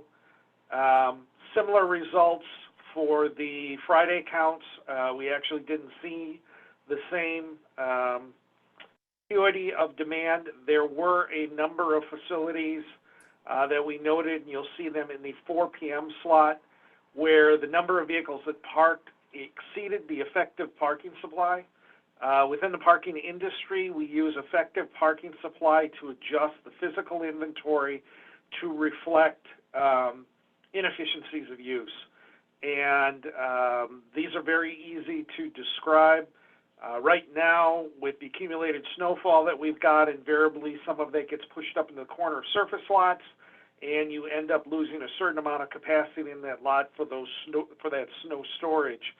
If you have ever gone to the market and parked and saw somebody come in a brand new sedan and take one parking space for each wheel so that the doors don't get dinged, that's another prime example of inefficiency of use. Something that we see in my neighborhood in Deerfield, New Hampshire, where we have a lot of trucks, are folks who haven't necessarily figured out the turning radiuses yet, and as a result, that truck gets parked slantwise and ends up taking up most of one space and possibly a significant sliver of the other, taking that out of use or circulation. For those reasons, we do minor adjustments to the physical supply to get to an effective parking supply. So as we go along and you hear about effective supply, that is just that physical supply that has been reduced by about 10% for all your off-street lots and about 15% for on-street parking. On-street parking gets a slightly more aggressive reduction because it's also very difficult to find the last available space along a block face when you're trying to navigate the roadway, find that space visually, and also not hit the pedestrians crossing in front of you and not get rear-ended by the guy behind you as you're searching for the spot. So we create a little more additional cushion there to allow for those additional dynamics here. On street, getting back to the question of these red numbers that you're seeing around 4 p.m., those are facilities where you actually had more cars parked than you had effective supply, and those are the facilities where people are most likely to pull in and initially react, especially if they're not familiar with the area, that there's no parking here, I need to turn around and go elsewhere. On-street occupancy was a little bit more intense here. Around the downtown, as you got into the outlying districts, there was a significant amount of availability, but as you got up and down Main Street and some of the side streets, There was a high level of use and intensity here. You had a number of facilities that at various times were parked to or above the effective capacity here throughout the downtown. That's not unusual. Curbside parking is always the best parking when it comes to proximity here. So you always see a higher level of utilization there than you do in the off-street facility. And similar conditions were noted on Friday the 29th when we were out doing our counts here as far as utilization goes. In both cases, while we saw a significant amount of occupancy, there was also a significant amount of availability across the study area for on-street parking. Now, of course, this is going to vary as you get closer to North Main Street and Depot Square and some of those side streets. There's going to be significantly less availability. You'll have to go a couple of blocks out to find some of these reservoirs, but they do exist at this point in time. In terms of what we saw in terms of the total net occupancy, the blue line are the vehicles parked on street, the green bars are the vehicles parked off street, and the gray is all of the parking that was available during these observations here. Again, this is including those 400 spaces up the top of the hill at the auditorium and ice arena. If you want to take them off, you can reduce these numbers by about 400, and that'll give you a flavor for the type of availability we saw on that Thursday and Friday. One of the things that we do when we come into a community is we also look, in addition to occupancy, we look at the dynamics of turnover and length of stay, especially when it comes to on-street parking. It's not unusual at all to find there's a lot of available parking in the area, but there are still a lot of complaints that there's not enough parking. That usually arises when those parking spaces that folks really want to use or access are always full, and that usually occurs when folks park in front of their residence, offices, stores, etc., and then stay for an excessive length of period. They're the first folks to get into the area, and so invariably when customers and other people who are unfamiliar with the area come in, they can't find those spaces that they're really looking for right near the front door of wherever they want to go, and they're the ones who are most likely to elicit the statement that there's just not enough parking. So this is one of the ways to test that. In very broad strokes, the way we do that is we walk up and down a length of street recording the plate numbers on every vehicle every hour, and then go back and analyze the data to see how long people typically stayed, how many cars per day were occupied in each length of area that was surveyed, what your turnover was. The good news is your parking enforcement folks are doing a bang-up job up and down North Main Street here. Where we surveyed, where we figured we would get the most pressure or concern here, most of those spaces up and down North Main Street and through Depot Square were turning over a little bit more than twice a day, and the vast majority of folks were staying for 3 hours or less. In fact, the average length of stay was just a tick under 2 hours, indicating that you don't have that kind of dwell issue that often plagues other communities. So kudos to your parking enforcement staff for staying on it and making sure that turnover occurs.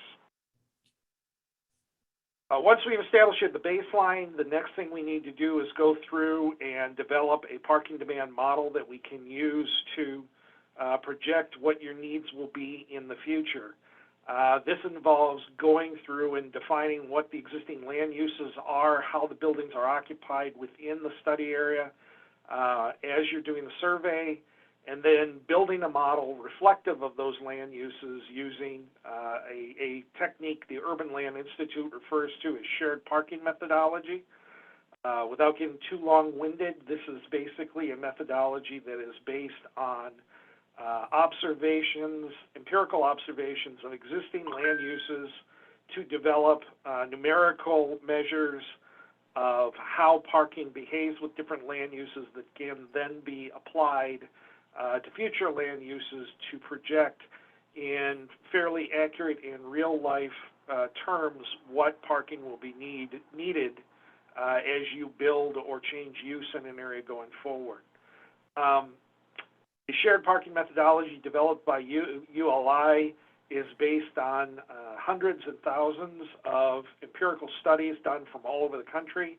One of the things that ULI stresses is when you are doing a study for a particular community, you need to adjust the factors that are standard and nationalized so that those reflect the dynamics of that community. And those adjustments really come down to reductions in the base demand ratios to reflect modal split, which is the percentage of people coming by personal vehicle rather than all other forms or types of parking.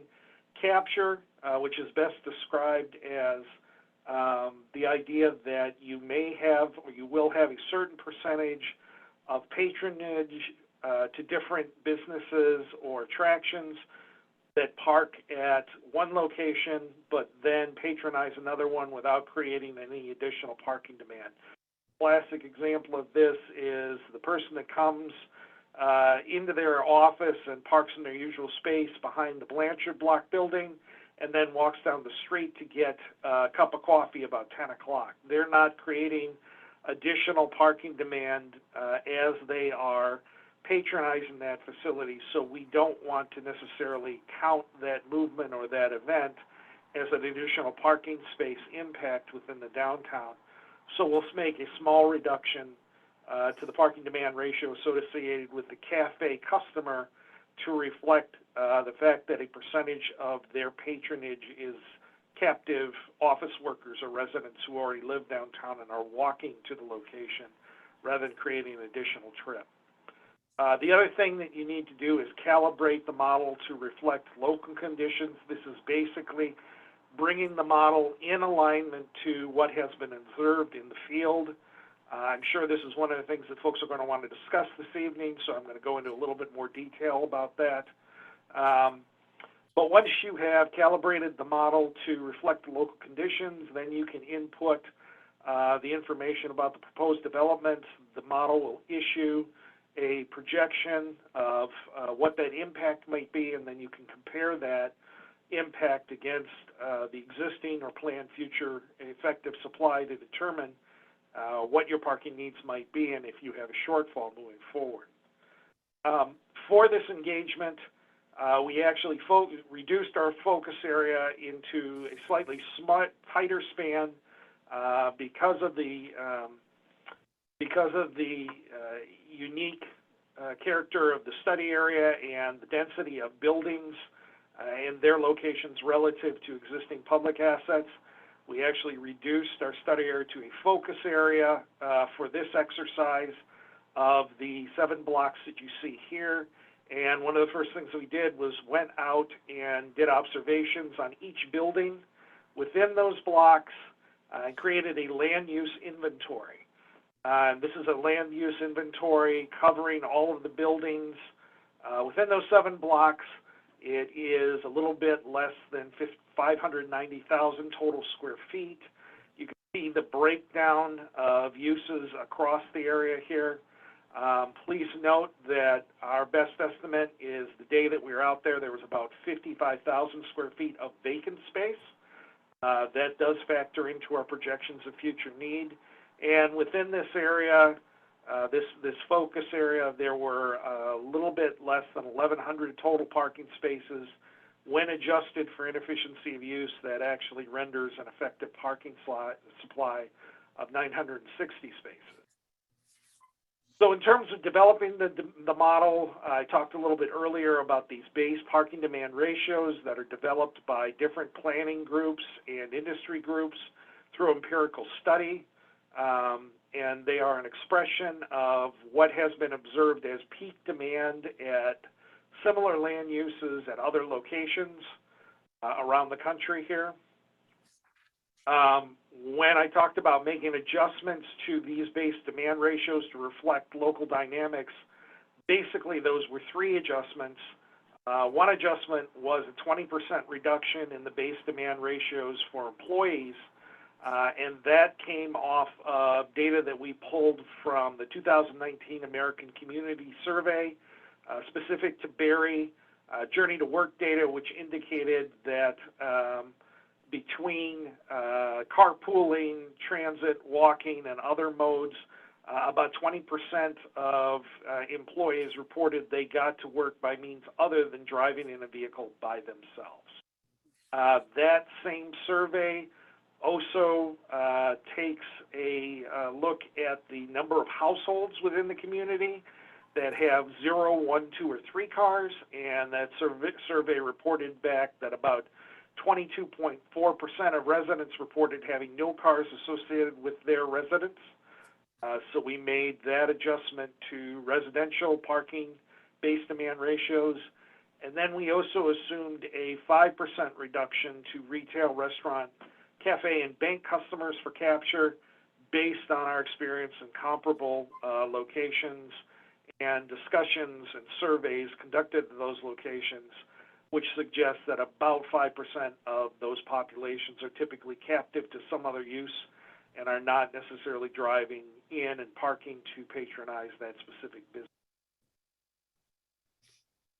The other thing that the model does is it takes those base demand ratios and it adjusts projections of demand by time of year and time of day. This is based, again, on a lot of empirical data here. And what this does is it ends up providing you with a projection that shows how parking demand really can wax and wane between different land uses and different user groups during the course of a typical year. It is the most realistic way to project parking demand and how parking occurs within an environment here. So getting to the question of calibration, we put our initial model together. We inputted all of the data that we had with no adjustments made to it whatsoever. And that Model A initially told us that under existing conditions with all the occupied land uses that we inventoried, there should be 1,532 cars parked downtown at any given time.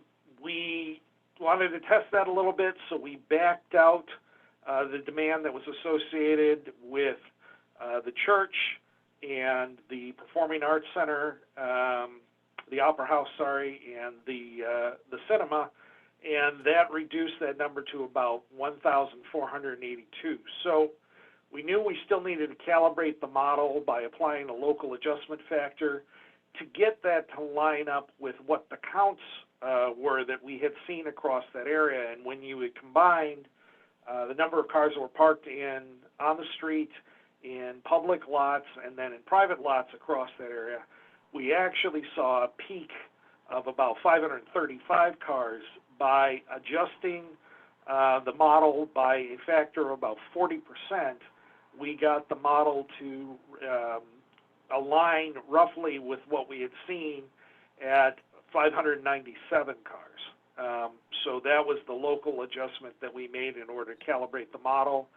And then when we ran through the existing land use as it's occupied, that's what a typical peak day looks like under current conditions per all of those occupied land uses.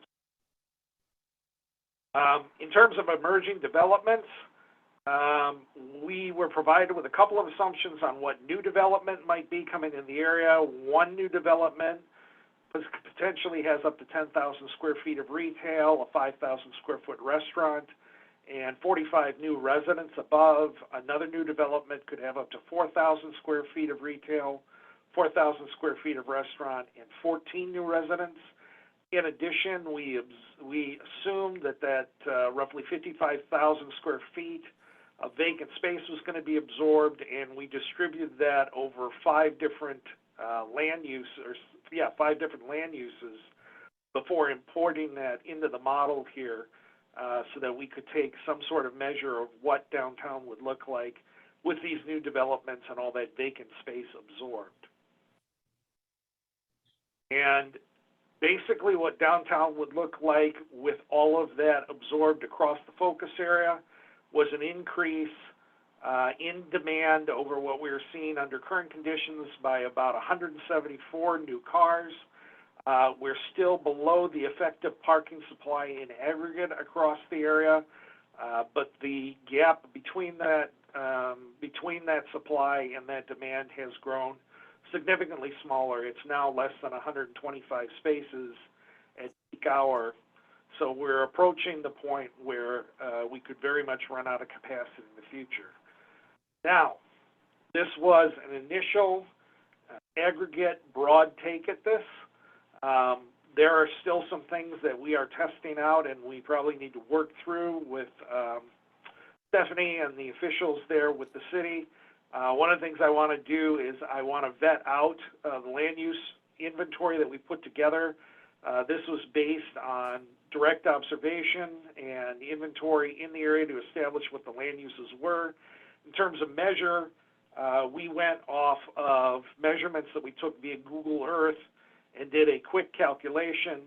I don't expect that land use inventory should change substantially here, but I do want to make sure that we are starting with the right numbers, because if we're starting with flawed numbers here, that definitely impacts the calibration of the model. One of the questions that's been raised, and it's been raised across the country, and we're still trying to work through that, is the impact of COVID and remote work. As we're going out, we're doing these occupancy counts right now. We're trying to, as best we can, pick times and periods where infection rates are fairly low, where it's been reported that people are starting to go back to the office. But that being said, I don't think anybody's really got a perfect handle on the percentage of folks who are still working from home versus the percentage of folks who are back in the office. And I read every day at least 2 technical papers, and nobody seems to have a corner on the market on whether remote work is going to be a temporary passing fad or a permanent impact or change. So at some point, I'm looking forward to talking with the team and coming up with some mutually agreeable assumptions on these 2 points moving forward, and then adjusting our modeling as appropriate. The other thing we have not had a chance to do yet is really distribute demand according to locality. We had done, like I said, this large distribution in aggregate over the focus area. The thing that we have been working through since then is sort of breaking that down on a block-by-block basis. I want to vet, again, our assumptions as to what the absorption might look like of the vacant space, and then also confirm the location of 2 potential developments. Once we do that, though, we could get to a more granular level of detail as far as what each block looks like in isolation in terms of peak demand relative to supply.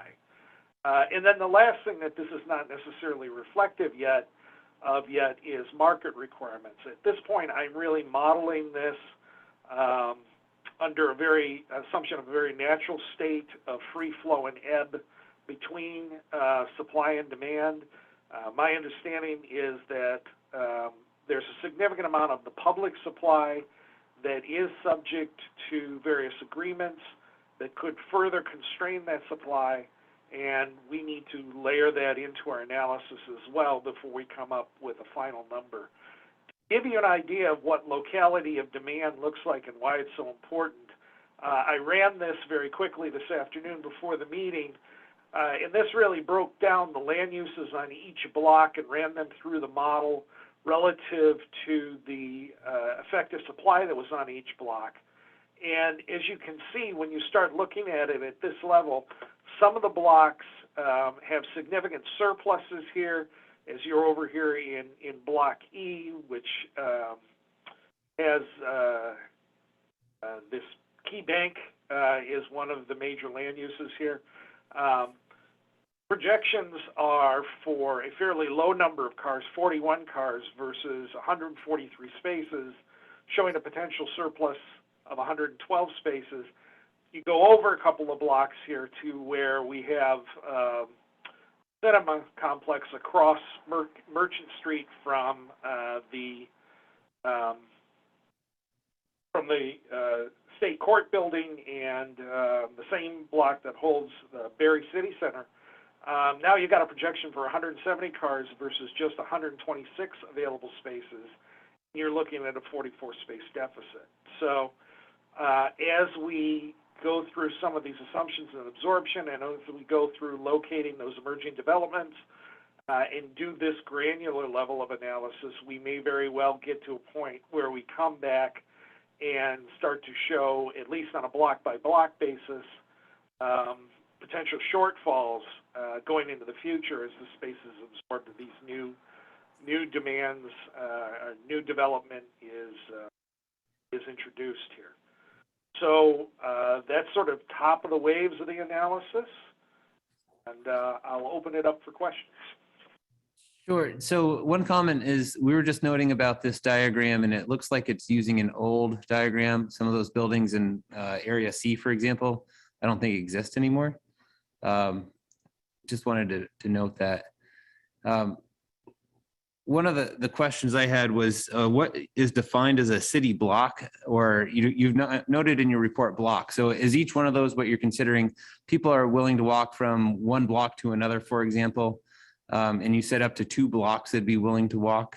Is that what your assumption's making with some of these? When we talk about city blocks, when we're defining city blocks for field analysis, we're really looking at an area that's bordered by 4 main streets. When we talk about acceptable walking distance, usually for a community of this size, your maximum acceptable walking distance is typically about 300 feet from 600 feet from parking to destination, which would be the length of about 2 blocks in this area, depending on which blocks you're looking at. Now, obviously, if you're looking at the block that City Hall sits on, the face of that running up and down North Main Street, that's, I believe, closer to about 1,000 feet end to end between Depot and Prospect, and it wouldn't necessarily qualify as the typical city block, if you will. Yeah. So related to that section G that you have there, which I think you're referring to, I think the other thing to think about is the situational pieces. Nelson's is there. People aren't going to be parking down by City Hall in order to go to Nelson's to pick up items, because there's going to be they're not going to carry items that far, especially if they're trying to buy things that are for construction. One area on here, I know it's outside the area that you were focusing on, but I believe it's the 322 North Main lot. I mean, that's a private lot. Everything on that side is pretty much private parking. I'll let you know right now, the American Legion is in that section. They're looking to do an event in June. I think they might have reached out to the clerk. I've at least, yeah, they will be, because they're looking to try to find where they can bring people for an event that's going to have 150 participants. And there's no public parking in that area that would support it. So, when we're talking about the calibration, some of those need to be taken into consideration. And I think what you're noting about the remote usage, if we're talking about City Place, that's city or state employees. And there might be some form of COVID work from home for state employees for forever. It's one of those things that it's proven to be likely that it's the case.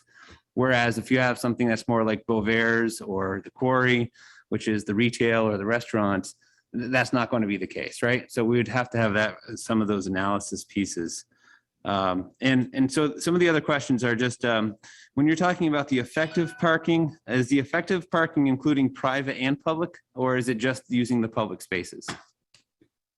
It is, for the focus area, it's including both private and public.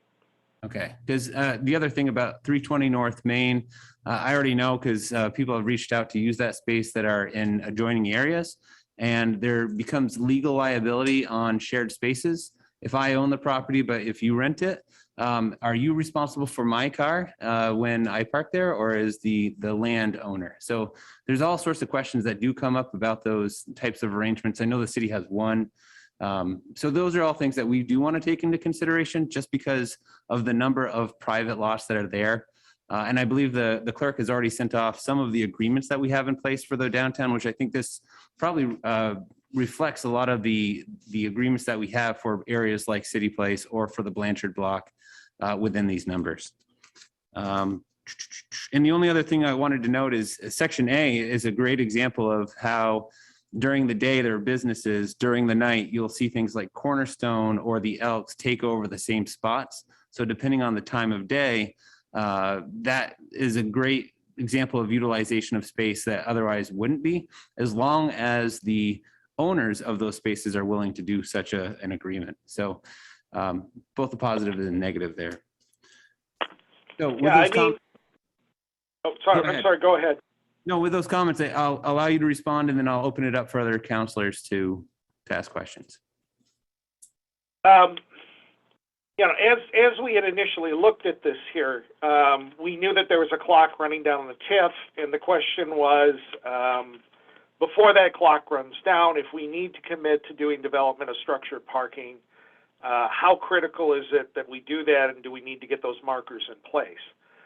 The question on whether to do structured parking is always a fraught and expensive one. Typically, right now, in the market here, development of structured parking just for hard construction costs, without any land acquisition costs, without a lot of soft costs factored in, is running around $30,000 a space.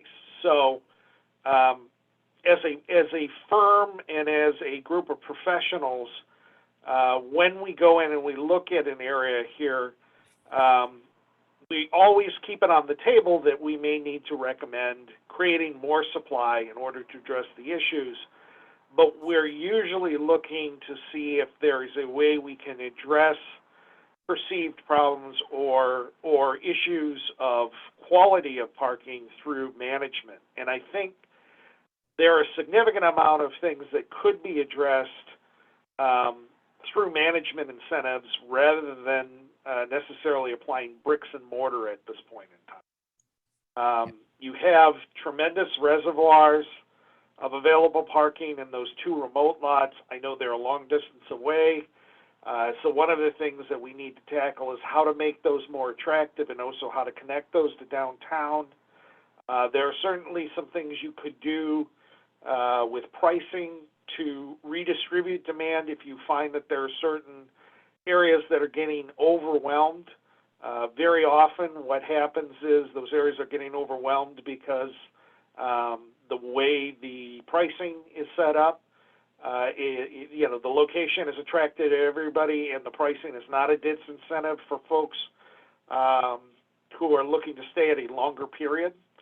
Those are things that we're going to explore in greater depth as we go through these revisions here. But my point is that I think a lot of the things that you brought up and the things that you're concerned about may very well be things that can be addressed through strategic initiatives rather than putting a shovel in the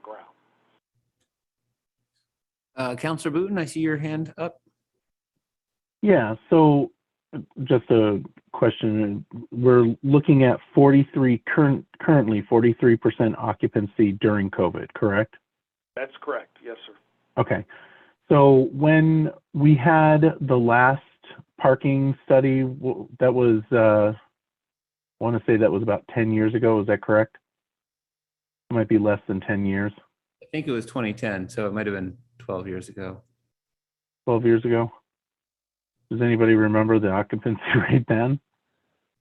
No, I didn't think so. I don't remember the occupancy rate. And Michael, that might be because of the big dig. I think it was during or shortly after that same time period.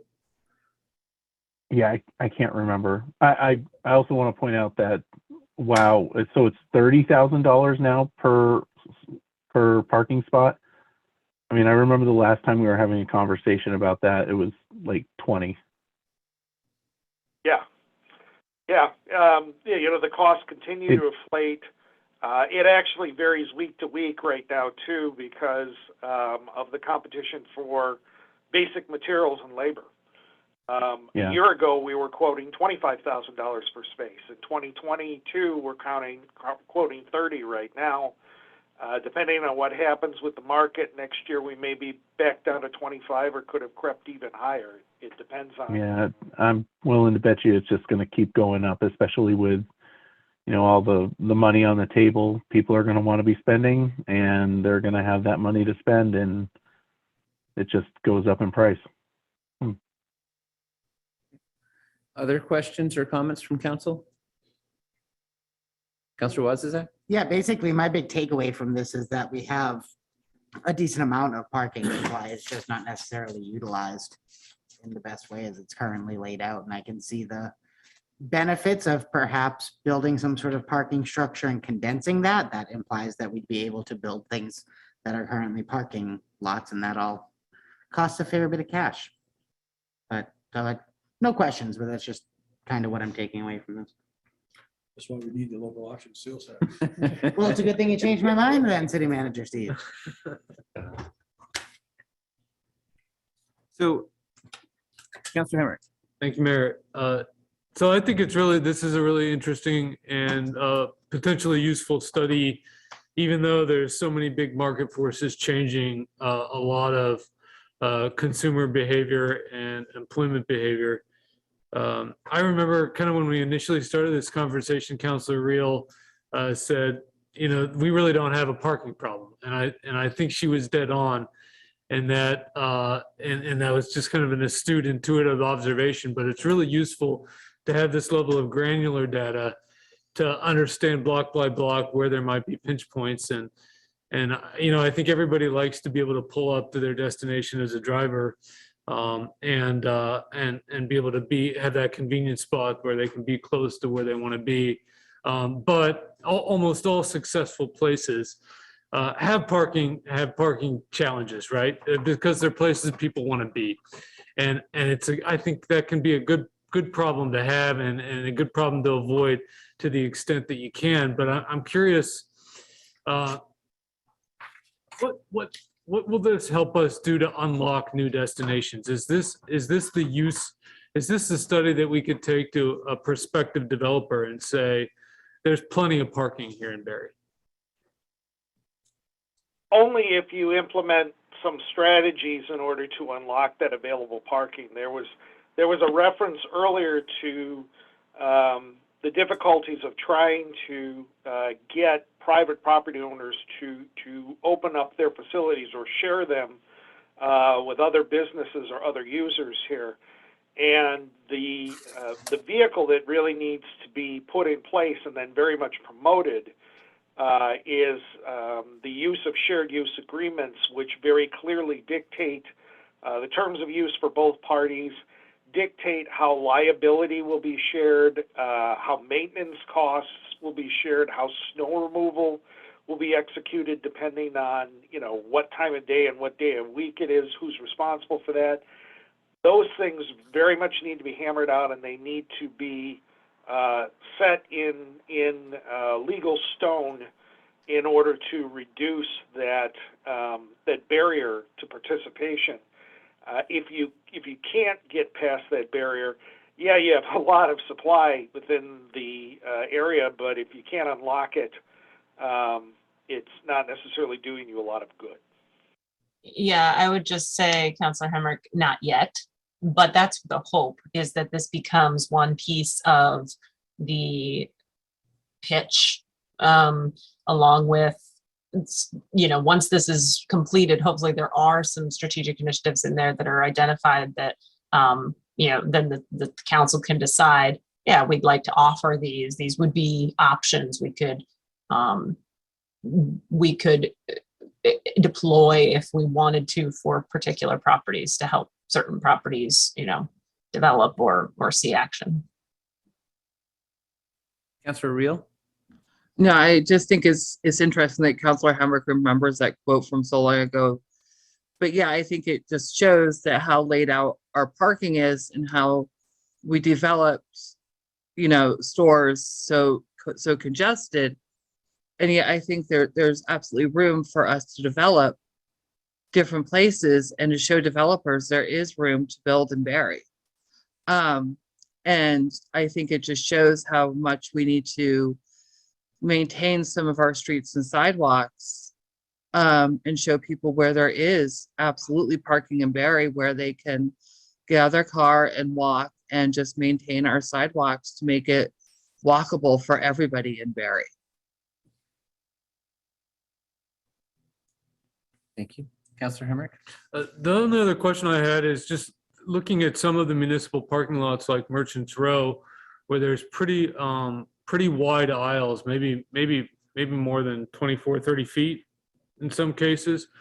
To what extent can capacity be unlocked in locations like that through a rearrangement or new designs?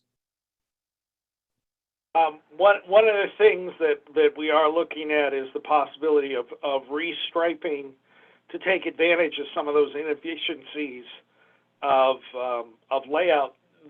Part of the challenge that you have is that you have very irregularly shaped lots here. So while there's an inefficiency of space that's available, it's not necessarily an inefficiency that we can leverage or use to our advantage here, because we still need to accommodate traffic flow through those sites, and we may not be able to get enough additional space by realigning them to actually create the area that we need to put in more parking spaces and still maintain that flow. But yeah, that is something we're looking at. I just to manage expectations, when we have been really successful in restriping a facility, the best gain I've ever seen is about 5% of total capacity, and that's under perfect conditions. Usually what you end up getting, even through restriping effort, is a handful of additional spaces. But you do get those handful of additional spaces, and at $30,000 versus $300 a space to restripe, that's often a bargain. So just to know, I believe, and Stephanie, you can correct me if I'm wrong with this too, and Steve, for that section itself, we were looking at it originally to be one of the projects in TIF for Merchants Row reconfiguration, and it doesn't meet the but-for statement. So I agree. I mean, if we can do something in that area, but again, that's just one of those other items that would fall into a capital item to be added to a list that we just don't have the funding for otherwise. I would just say not necessarily. I mean, the restriping could be if there is a project. If we had a project, a real private property project that these spaces would benefit, and it could be kind of the slide puzzle. We open up, if we restripe to get some additional spaces here, which then we can move people from this other lot, and then this other lot becomes potential unlock for a property. We can wrap that into a TIF expense. Okay, well, that's good to know that. But I think the overall project was what I'm speaking to is the whole redesign of the area. Well, I figured that was, back of the napkin, I figured that was about $5 million. Somebody had their hand up, I think.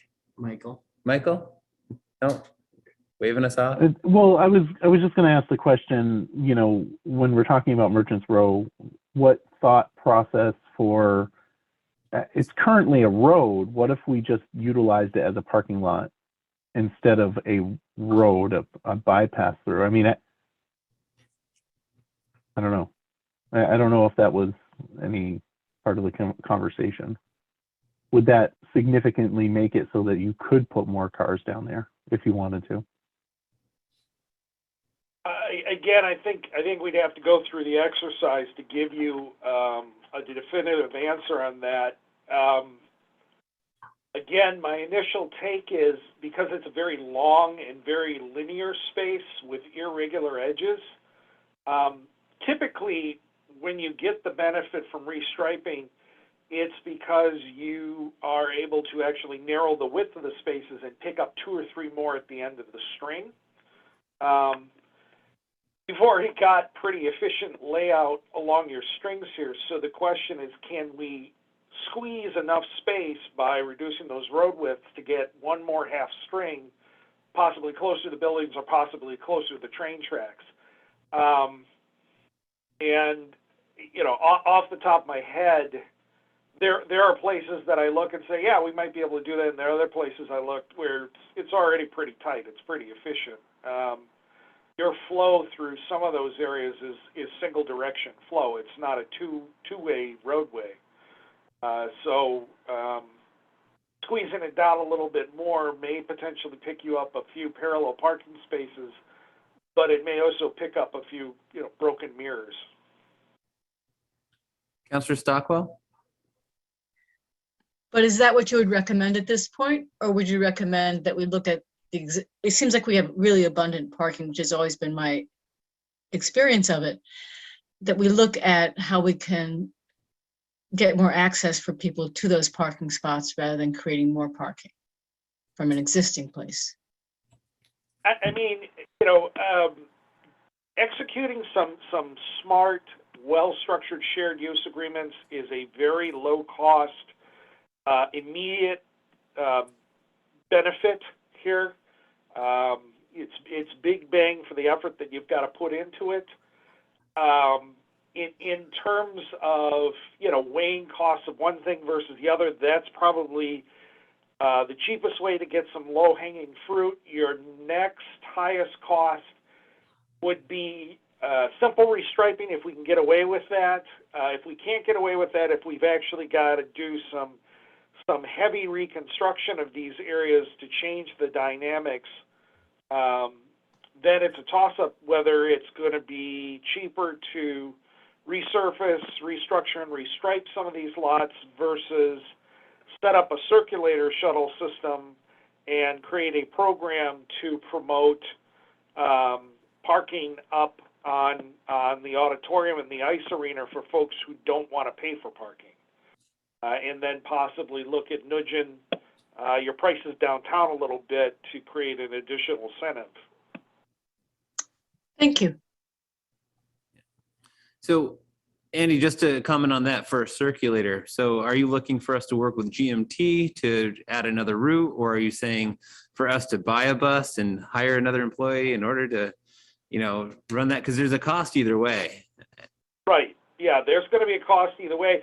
Typically, the way I run it when I run the initial conceptual numbers, I'll run them under the assumption of either purchasing and running it in-house or contracting it to a private provider to provide those services. If you can get something set up with your local transit provider,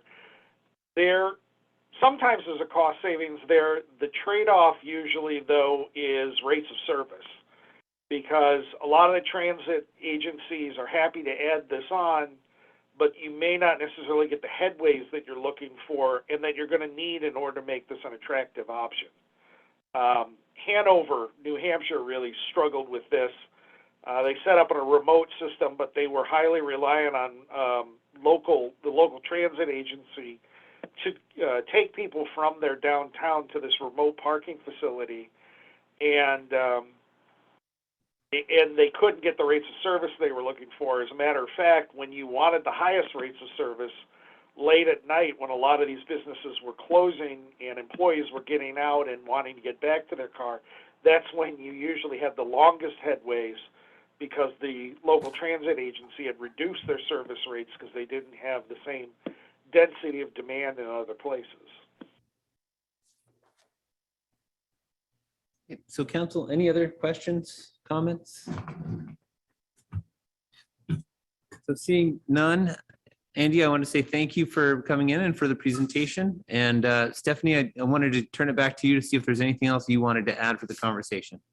No, I just think we will go back to work with Andy, and we will circle back, hopefully get a revised report to you guys to review again, and we can decide at that time if we need him to come back. But I think we have a little more work to do, and then we're going to hopefully, like I said, weave that into our strategy, see how that ripple effect goes.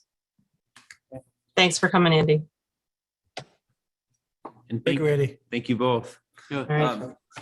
The last comment I just want to make, just because sometimes it does come up a lot about the cart before the horse, not having a project before doing some of these studies. But really it is, we need to understand who our partners are going to be, what is a possibility before we can actually do that process for the RFP. So I think this is a lot of good, diligent work. And I do want to say thank you to Stephanie for the work and your expertise here. And Andy, yes, the report's great. I'm glad that you've been responsive to the questions that we've had already. I saw that you were taking down some notes too, which is great to see. It's always rough when you're in a meeting like this and you don't see people writing down those notes. So I do really appreciate that. But with that, so for the public to be aware, this is why we're actually asking for an extension. We only had a 1-year extension, and that's why right now we're asking for that further extension to be done so that we can make sure that we have a viable project and that we have everything, the I's dotted and the T's crossed for these types of projects. Okay, so with no other comments, moving on. And thank you, Stephanie and Andy. You don't have to stick around if you don't want to. Lucky. Moving on to item 9D, this is the City Hall and it's put down as old police station rearrangement plans. And we do have Rick Taft here. And Mr. Mayor, I'm just looking at the time and it's 9:15. Are there any items on the agenda that we can cut tonight or postpone until next week? I think that we might be able to get through the last ones pretty quickly, just because they're quick, I think, approvals. I know I have quite a bit of questions about this, so. Okay. About the rearrangement plans? So if that's the case, if the council is not opposed, can we go through E through I really quickly? Because I think those are the items, and it would determine how much more time that we'd have for the final presentation. Yeah, I will just add that I think that not to speak for the city manager, but I think the things that we have set for executive session should definitely be talked about today. Okay. Well, let's get through E through I and then see from there. How about that? And if Steve disagrees, I'm totally fine. No, I want to Yeah. do those, and I think that's 20 to 30 minutes. Okay. So let's jump, and that's fine for you. So 9E, just to read it for everybody, this is approve the warning for the 2002 annual town meeting. So 2022, what did I say? 2002. Oh, yes, 2022. Not 20 years ago, but for current time period. So council, you should be aware of what the warning actually looks like. That was included in the packet. The numbers would have been in there, what we already approved for the 1.61%, but the actual numbers are now included in the Article 1. We just went over the items that would be included for the charter changes on the ballot. Does anybody have any questions about that document? I will say, I Make just a want motion to approve. Is there a second? Second, and then discussion. And then Carol for discussion on it. And I won't take a lot of time. I just want to let the council know, I had included the draft warning in the packet, but I knew that there was going to be the discussion on local option tax. So I actually brought 2 versions with me because I need signatures. So I brought a version with the local option tax included in it, as council has approved, including on the ballot. So the one that I'm asking you to approve includes that language, and that's the one that I'll be sending around for signatures. If you'd like, I can send it around first so you can see that the language has been added. So what we would do is for those that are present, you can sign tonight. Those that are absent, we'll have you come in and sign. Yeah, we need to have you come in and sign it as soon as possible. So you'll see it's the next to the last article on the second page is the local option tax language. So again, all the items we've addressed separately, and this is really just to place the warning out there for the public. We have a motion and a second. Is there any other discussion? Hearing and seeing none. All those in favor, please signify by saying aye. Aye. Aye. And opposed, nay. Thank you very much. Bill, the approval of the 2021 certificate of highway mileage. If you don't need to go over any of it. So I don't. Okay, unless there's any. No changes. Motion to approve. Is there Second. Moved and seconded. Any discussion? All those in favor, please signify by saying aye. Aye. And opposed, nay. Thank you. And do you have the copy with you that council needs to sign? I'm going to apologize, I don't. I actually looked in my office to see if it's not. Since we'll be here for a little bit, would you be able to print it off? I'll go try to find it. Thank you. Item 9G, this is the approval of the cover photo for the annual report. Steve, I think you noted that you don't have a photo at this point. There were a couple photos. in the Well, yeah, packet. but they're the, Oh, right. There are dedication. photos of Andy. They're yeah, not they would be photos on for the inner cover. cover. Yeah. They're not a cover photo. So I don't know if, so it's just anybody had any suggestions? So with that, I think if that's something that council wants to defer, we can just reach out and see if there's other photos for approval and put that on the agenda for next week. Looks like Shannon Alexander has taken so many beautiful Yeah, photos. I'll over reach the out to past- Tracy. Yeah. Yeah, and that's been done in the past too. Yeah, we did that a couple years ago. I thought it would be, nice to sort of focus on what the community has really rallied around and gone through associated with COVID. And it could be everything from, I know we can't show individuals really, but we could do, people in line for vaccinations or in line for testing. We could do, I know that the community kitchen was doing meals for, there's a number of different things and there are photos around that could be pulled together, and we could do, one or two on the front cover, both inside and outside, and the same with the back cover. So I think there's opportunities there. I'd move that we delegate this to Carol. Second. Well, I hate you all. I refuse to put a motion that gives Carol anymore. is there, I don't hear a real second. Steve can't make this second. No, but I'll work with Jody and reach out to Tracy and the Times Argus and see if we can find some. And Some council, I'm going to add one more photo just for consideration, and it's one that we took a screenshot of all of us during COVID. I don't know if you remember it. But- So just for consideration, maybe on the inside of the back cover, just for, That would be cute. yeah. Point in time, it's always a good reference. Wait, who would have that? I have it. He I can has send it on. So we'll defer that to next week. The approval of the dedication of the annual report, and that was included in the packet. That was Andy Marcel. Anybody opposed to that? Okay, and just to make it official, does anybody want to make the motion to approve I the wanna make- dedication of? I would like to make that motion, but I just want to touch base on that. I just want to make a comment that Andy was such a great guy. And yeah, and I'm really glad we're able to dedicate this to him. Is there a second? Yeah. Second. Okay, moved and seconded. Any discussion? So just reiterating what Councilor Booton noted, Andy was a great guy. So all those in favor, please signify by saying aye. Aye. Opposed, nay. Thank you very much. And then the discussion and or action regarding the indefinite all virtual Barre City Public Body meetings. That was included in our packet as well. One thing to note is, as written, it looked like everything would have to be just virtual. And I think our intent is to give the option to be in person, virtual, or hybrid. And I think that would be our recommendation. The other question is, do we want to set a time period on it for council, the next council maybe to revisit meeting in person again? If you do, I'd suggest maybe 60 days. And then you can revisit every third. I mean, it's really a function in my eyes of, how long we're in the Omicron peak, if you will, and when that gets to a point of diminishing returns.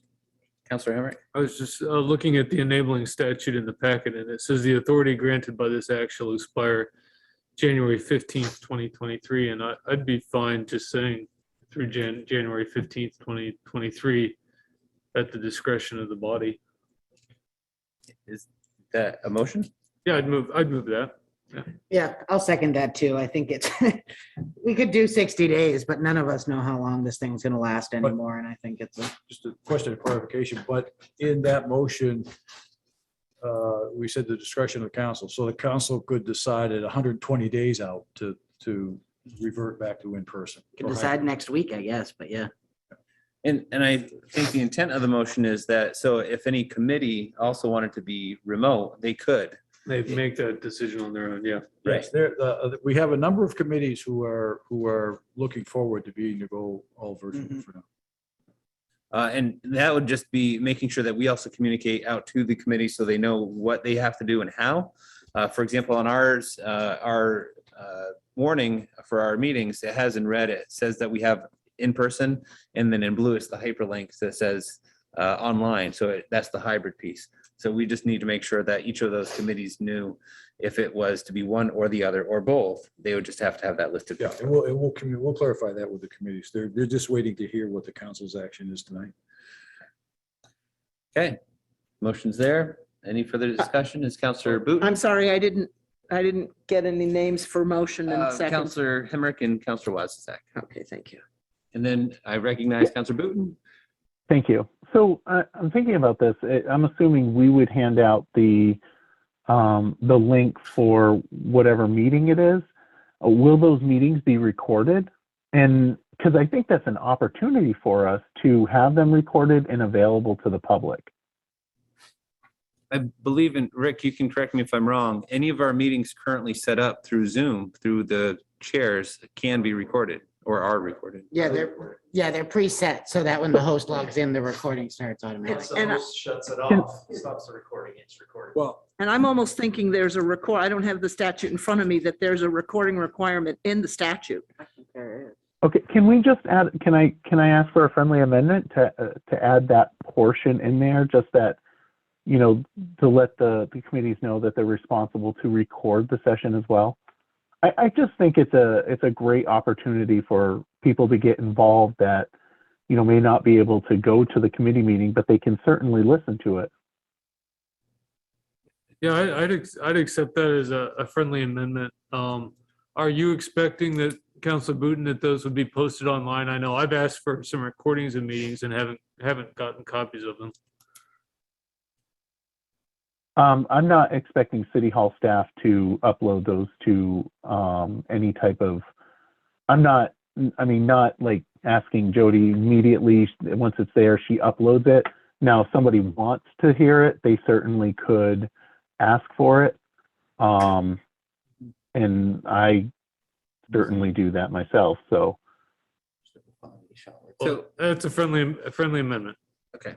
Yeah, it's And I included will- in the statute. Yeah, so that just for clarification's sake, the statute reads, unless unusual circumstances make it impossible for them to do so, the legislative body of each municipality and each school board shall record its meetings held pursuant to this section. Okay, so it's only Yeah, the it's only- council, Yes. yeah, it's not so speaking it's to not committees. committees. So adding the language, yeah, Right, okay. so that's why the friendly amendment would Yep. be necessary for Yeah. those. We'll have to work out the storage requirements, right? I mean, So currently, all of the backups are pulled off from the server. All the videos are pulled off the server and put on a backup drive.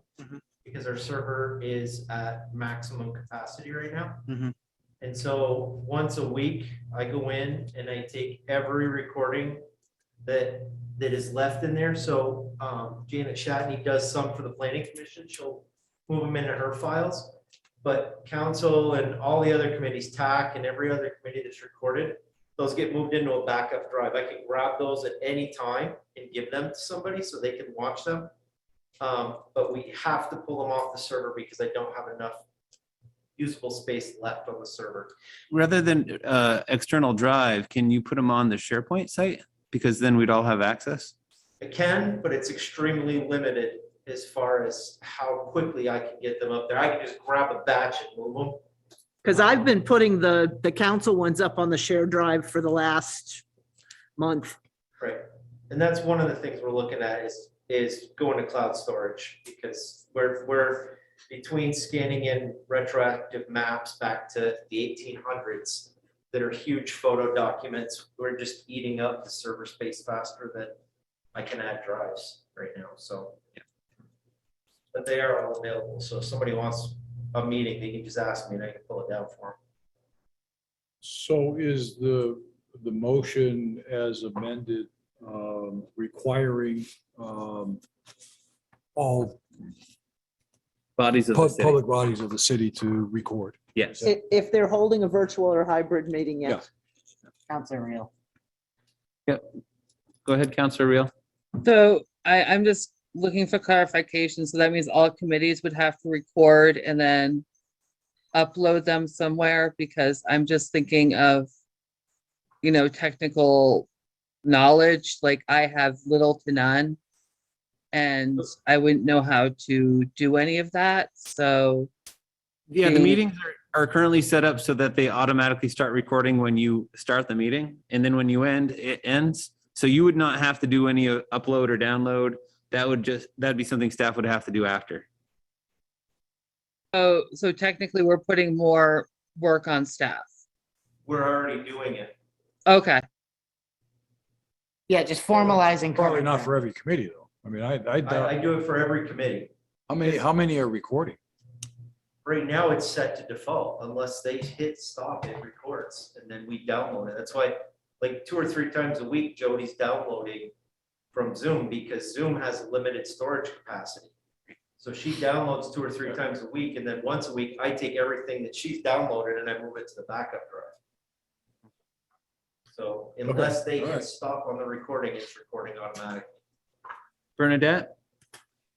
The ADA committee isn't using the city's Zoom because we've run into problems where other people were using it. So we're using someone's other work Zoom. So I think that means that we're not doing that recording stuff that Erica was just mentioning. So I think in order to do the recordings, one would have to use the city's Zoom account. Is that correct? For us to have access to it, yes. But can more than one meeting be scheduled at the same time We currently? have 2 Zoom accounts, so yes. Yes. I don't know why. So Jody, so we've tried that several times. That's why we got permission to use another person's Zoom account, because we can't use 2 Zoom accounts at the same time. Sorry, I'm just going to jump in here to offer a point of clarification. And please correct me if I'm wrong, Mr. HR Director. But we currently have 3 total Zoom accounts. Just 2? I thought there was 1 for conference, 1 for committee, and 1 for council. Committee is, council. yeah, Committee is council? conference is council. Is council. Okay, conference is council then, okay. But the But you manager, can- if a committee has a meeting, so if the ADA committee has a meeting at a certain time and they've got one scheduled, and there's nothing scheduled on the conference, then Right. we can schedule one on the conference. Right, yeah. But we typically try to keep the committees on the committee one first, unless there's a double booking, and then we'll move it over to conference. Okay, okay. But I'm not, my hunch is that maybe Jody was saying that it's a committee, so it has to stay on committee. Okay. But we have moved other committees over and used conference when there's, like, the task force meets, the search manager task force Right. meets at the same time. Sometimes as the DRB, and last week it was the same time as the trash committee or something else, or there's been times where we've had to use both accounts. Okay. So with that, it sounds like between the 2 accounts, we should be all set. And I'll clarify that with Jody. Yeah, we should be. And I mean, if we needed to, we could always add a 3rd account, but I haven't found a time where, obviously Tuesday nights and Thursday nights are challenging because that's when most of the meetings happen. But a lot more events scheduled now on Wednesdays and a lot more moving to Mondays. But ADA is during the day, so I'm not really sure where the conflict would come in. The only time I can imagine there'd be a conflict is if I can't think of where it would be, so I'd have to look at it. Okay. But thanks for bringing it up, Erica, so we can take a look. And Bernadette, did you have any more to comment on that? Yes, I'm the secretary, and so I'd like to look into that. With whom should I get in touch? Jody. Well, and Rick can assist too. So between Jody and Rick, do you want to reach out to her tomorrow, Rick? Yeah, we'll get in touch with you tomorrow, Bernadette, because we'll send you the documents, how you sign in, and there's overviews on how to do the meetings. Okay, send that to me, please. Yep, I will. Okay. So the And- motion is And still we've on. changed our meeting time. Okay. Bernadette, make sure you clear that with Jody. There's an I email. did. Okay, all right. I already did. Thank you. So council, the motion is still on the floor. This would be for all of the Barre City public bodies being able to meet either in person, hybrid, or fully remote in accordance with the law until January of 2023. And it was noted that those meetings would be recorded. Any further discussion? Hearing and seeing none. All those in favor, please signify by saying aye. Aye. And opposed, nay. Thank you very much. So noting that now we are at 9:30. Councilor Hemrick, you noted that for item 9D, you'd have quite a bit of time, and we do have items for executive session. Yeah, so I'd move that we postpone this to next week. Okay, is that fine with everybody? Okay, so 9D will be postponed to next week. And then that would allow us to go into executive session for the negotiations, property acquisition, and personnel. Did you want to do roundtable first or I just do. go to that? So, council, we are at roundtable. Thank you, Rick. Thank you, Rick. Rick. So you were here, you were needed either way, so. We always need Rick. Yeah. Always need Rick. So council, I'll start with the roundtable on the Zoom first. Councilor Reel, I'll pass. Councilor Booton, I'll pass. Councilor Stockwell. Oh, you're Highest. muted. Oops, Maybe not Not- muted. I'm not muted. Can you hear me? Yep. Yep. I was reading that we had the highest rate of opiate deaths in Vermont this past year, and I was thinking how happy I was to be on the council, because when we work on something like a warming shelter or on a housing plan, I feel like we're doing something to prevent some deaths of despair, and that feels really good. And that's all for me. Thanks. Thank you. Councilor Shambell, I pass. Councilor Wazazak, Get your vaccines, get your boosters, and get your absentee ballot request to the city clerk and register to vote if you're not registered already, and I will pass. Councilor Hemrick, Thank you, Mayor. I'd like to send some congratulations to the fire department, Manager McKenzie, for the ambulance revenues looking up. Yeah, actually, I didn't realize it. I was looking at the wrong tab in Bonnie's report. I said they were projected to be 485,000. Right now, they're actually projected to be 520,000. Hey, even better. Hey. I just learned that today. Well, thank you. And many of you may have seen, but I filed last night to run for mayor. I'm really excited at the opportunity. I think it's great that the voters will have a choice on town meeting day, and all candidates can count on me to run a civil race free from attacks. And I sure hope that all my supporters will do the same. I think it's going to be a really big town meeting for the future of the city, maybe likely to shape the next decade. And it's a real opportunity to make sure Barre City continues to work for the residents of Barre City. So thank you. thank you. I did want to give kudos to Lori and Kathy from the Neighborhood Watch Program. It's one of our longest serving programs, and they're stepping down as the leads for that. And I just want to say thank you, because they have the largest group by far. They've done a tremendous work in getting the information to and from their residents to the police department. So I just want to publicly recognize them for the work that they've done. We'll have more information from the three groups that we typically have in February 15th. I think the Aldrich Library, BADC, and the Barre Partnership will come in. And just related to that, the committees still meet for the community projects that were set up through the Vermont Council on Rural Development. I hope that we can have a discussion on reallocating $7,500 or so for river access on the agenda. That's one of the items that we noted during our budget discussions. And also the conversation on the community center. I might just send the minutes to you just so that you can see where they're at. I know we were talking about TIF and projects in the downtown previously. And just to note that these are the types of things that we might see as requests from that group in the future for projects within the downtown area. Of course, that is something that won't be decided until after town meeting day. So a future council would have to discuss what that would look like for an RFP. And with that, I did send an email and I just wanted to make sure, because I only got a response back from Councilor Hemrick. Everybody's still receiving all the VLCT information that's coming out. I just want to make sure because right now it's like lightning speed. Things will be coming left and right. The legislative updates, they do have meetings, I believe Mondays are the talks with Karen and Gwen. I think it's every other. I was in on Monday's talk. I think it's every 2 weeks. But those are really good, especially if you have questions on the items that are coming up quickly. We did have 2 sessions for the Vermont Leagues of Cities and Towns. We heard first from the governor, and then we heard from Senator Balin and Speaker Kolinsky, I can't pronounce. Krowinski. And so that was great because we could look at it from a global perspective for the League of Cities and Towns. We could ask more personalized questions for things.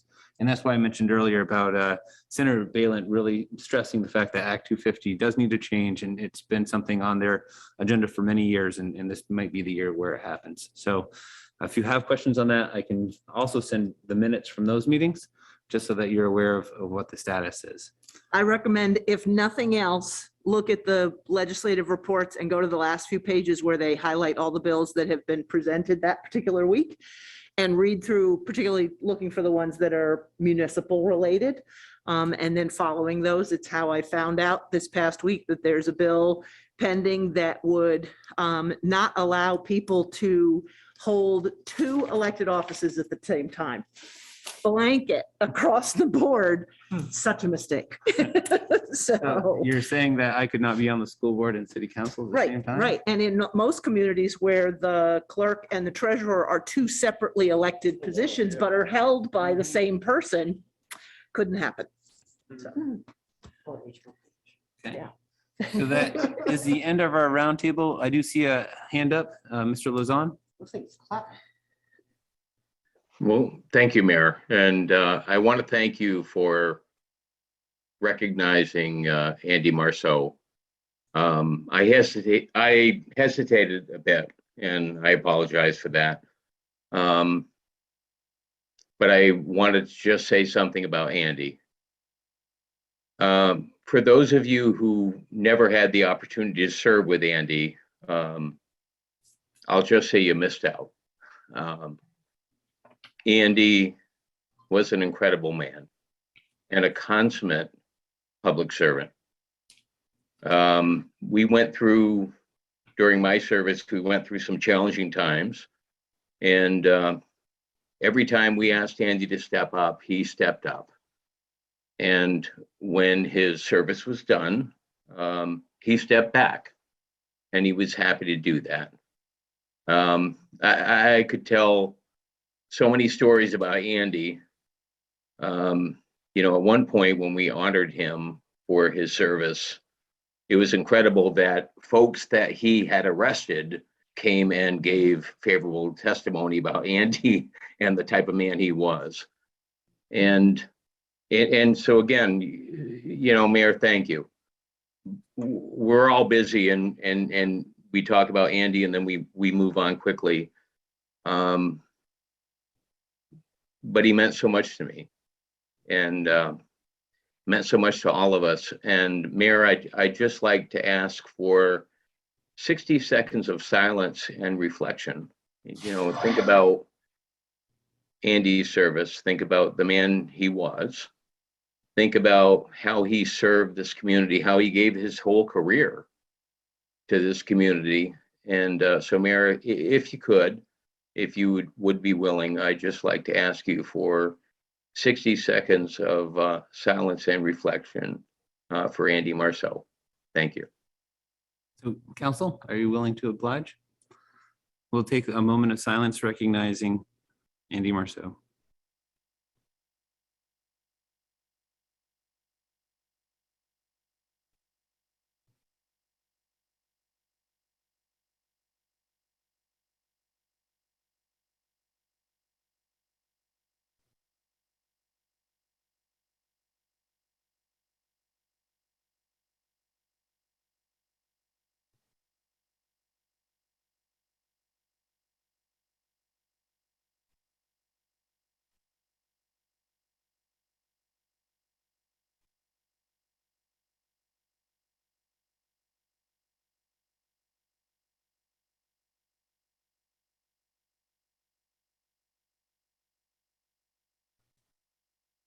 Thank you.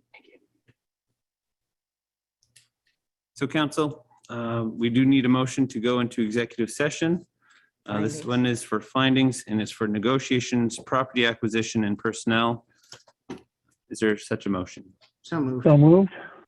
Second. Seconded. Second. Fourth. I want fourth. Take your pick. Yeah. Any discussion? Hearing none, all those in favor, please signify by saying aye. Aye. And Aye. opposed, nay.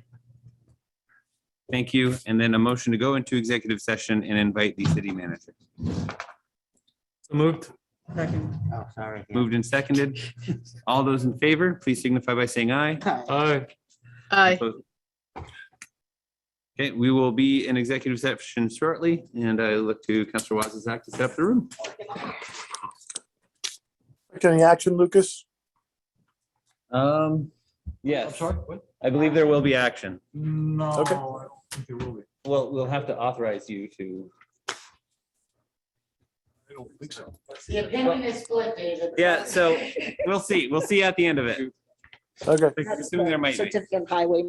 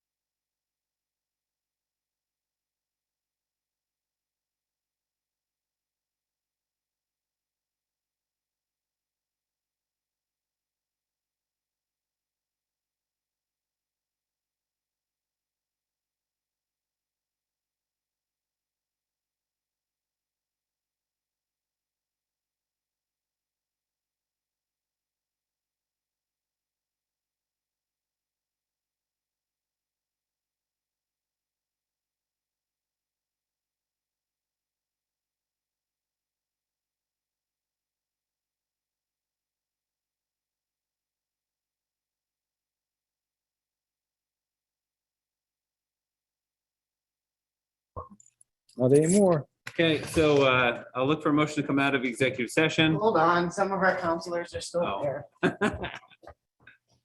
I'm out of the breakout rooms, friends. Water's fine.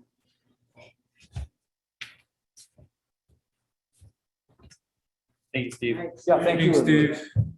Good night, Steve. All right, now I'll make the motion to come out of executive session. Is there a second? Second. All those in favor signify by saying aye. Aye. Okay, we're out of executive session. One item just to note is since now we as a public body have said that we can be either in person, hybrid, or fully remote, is there any direction to give to say what we'll be doing next week? Do you want to be fully remote or still go with hybrid? I'd recommend hybrid. Hybrid. I'm good with hybrid. For council. Yeah, Yeah. so we'll stick with hybrid, and I'm going to assume that's the case unless something comes up drastic, all the way through to town meeting day. Yeah. And just for Sounds Mr. good. Delcor, for the record, any action? Well, so that's not action, that's just the discussion, and that's what we'll do, is just hybrid. I don't think there was anything else that was needed for a motion out of executive session. My last comment is, how about those Chiefs? Go Chiefs. And then I'll look for a motion to adjourn. May Sean Payton rest in the Hall of Fame. Seconded. All those in favor say aye. Aye. Opposed, nay. Thank you. Good night, Michael. Good night, Erica. Good night, everybody. Good night, Sam. everybody. Good night, Dave. Bye. Good night, Lisa. Good night, Josh. Good night, CCTV. Good night, John Boy.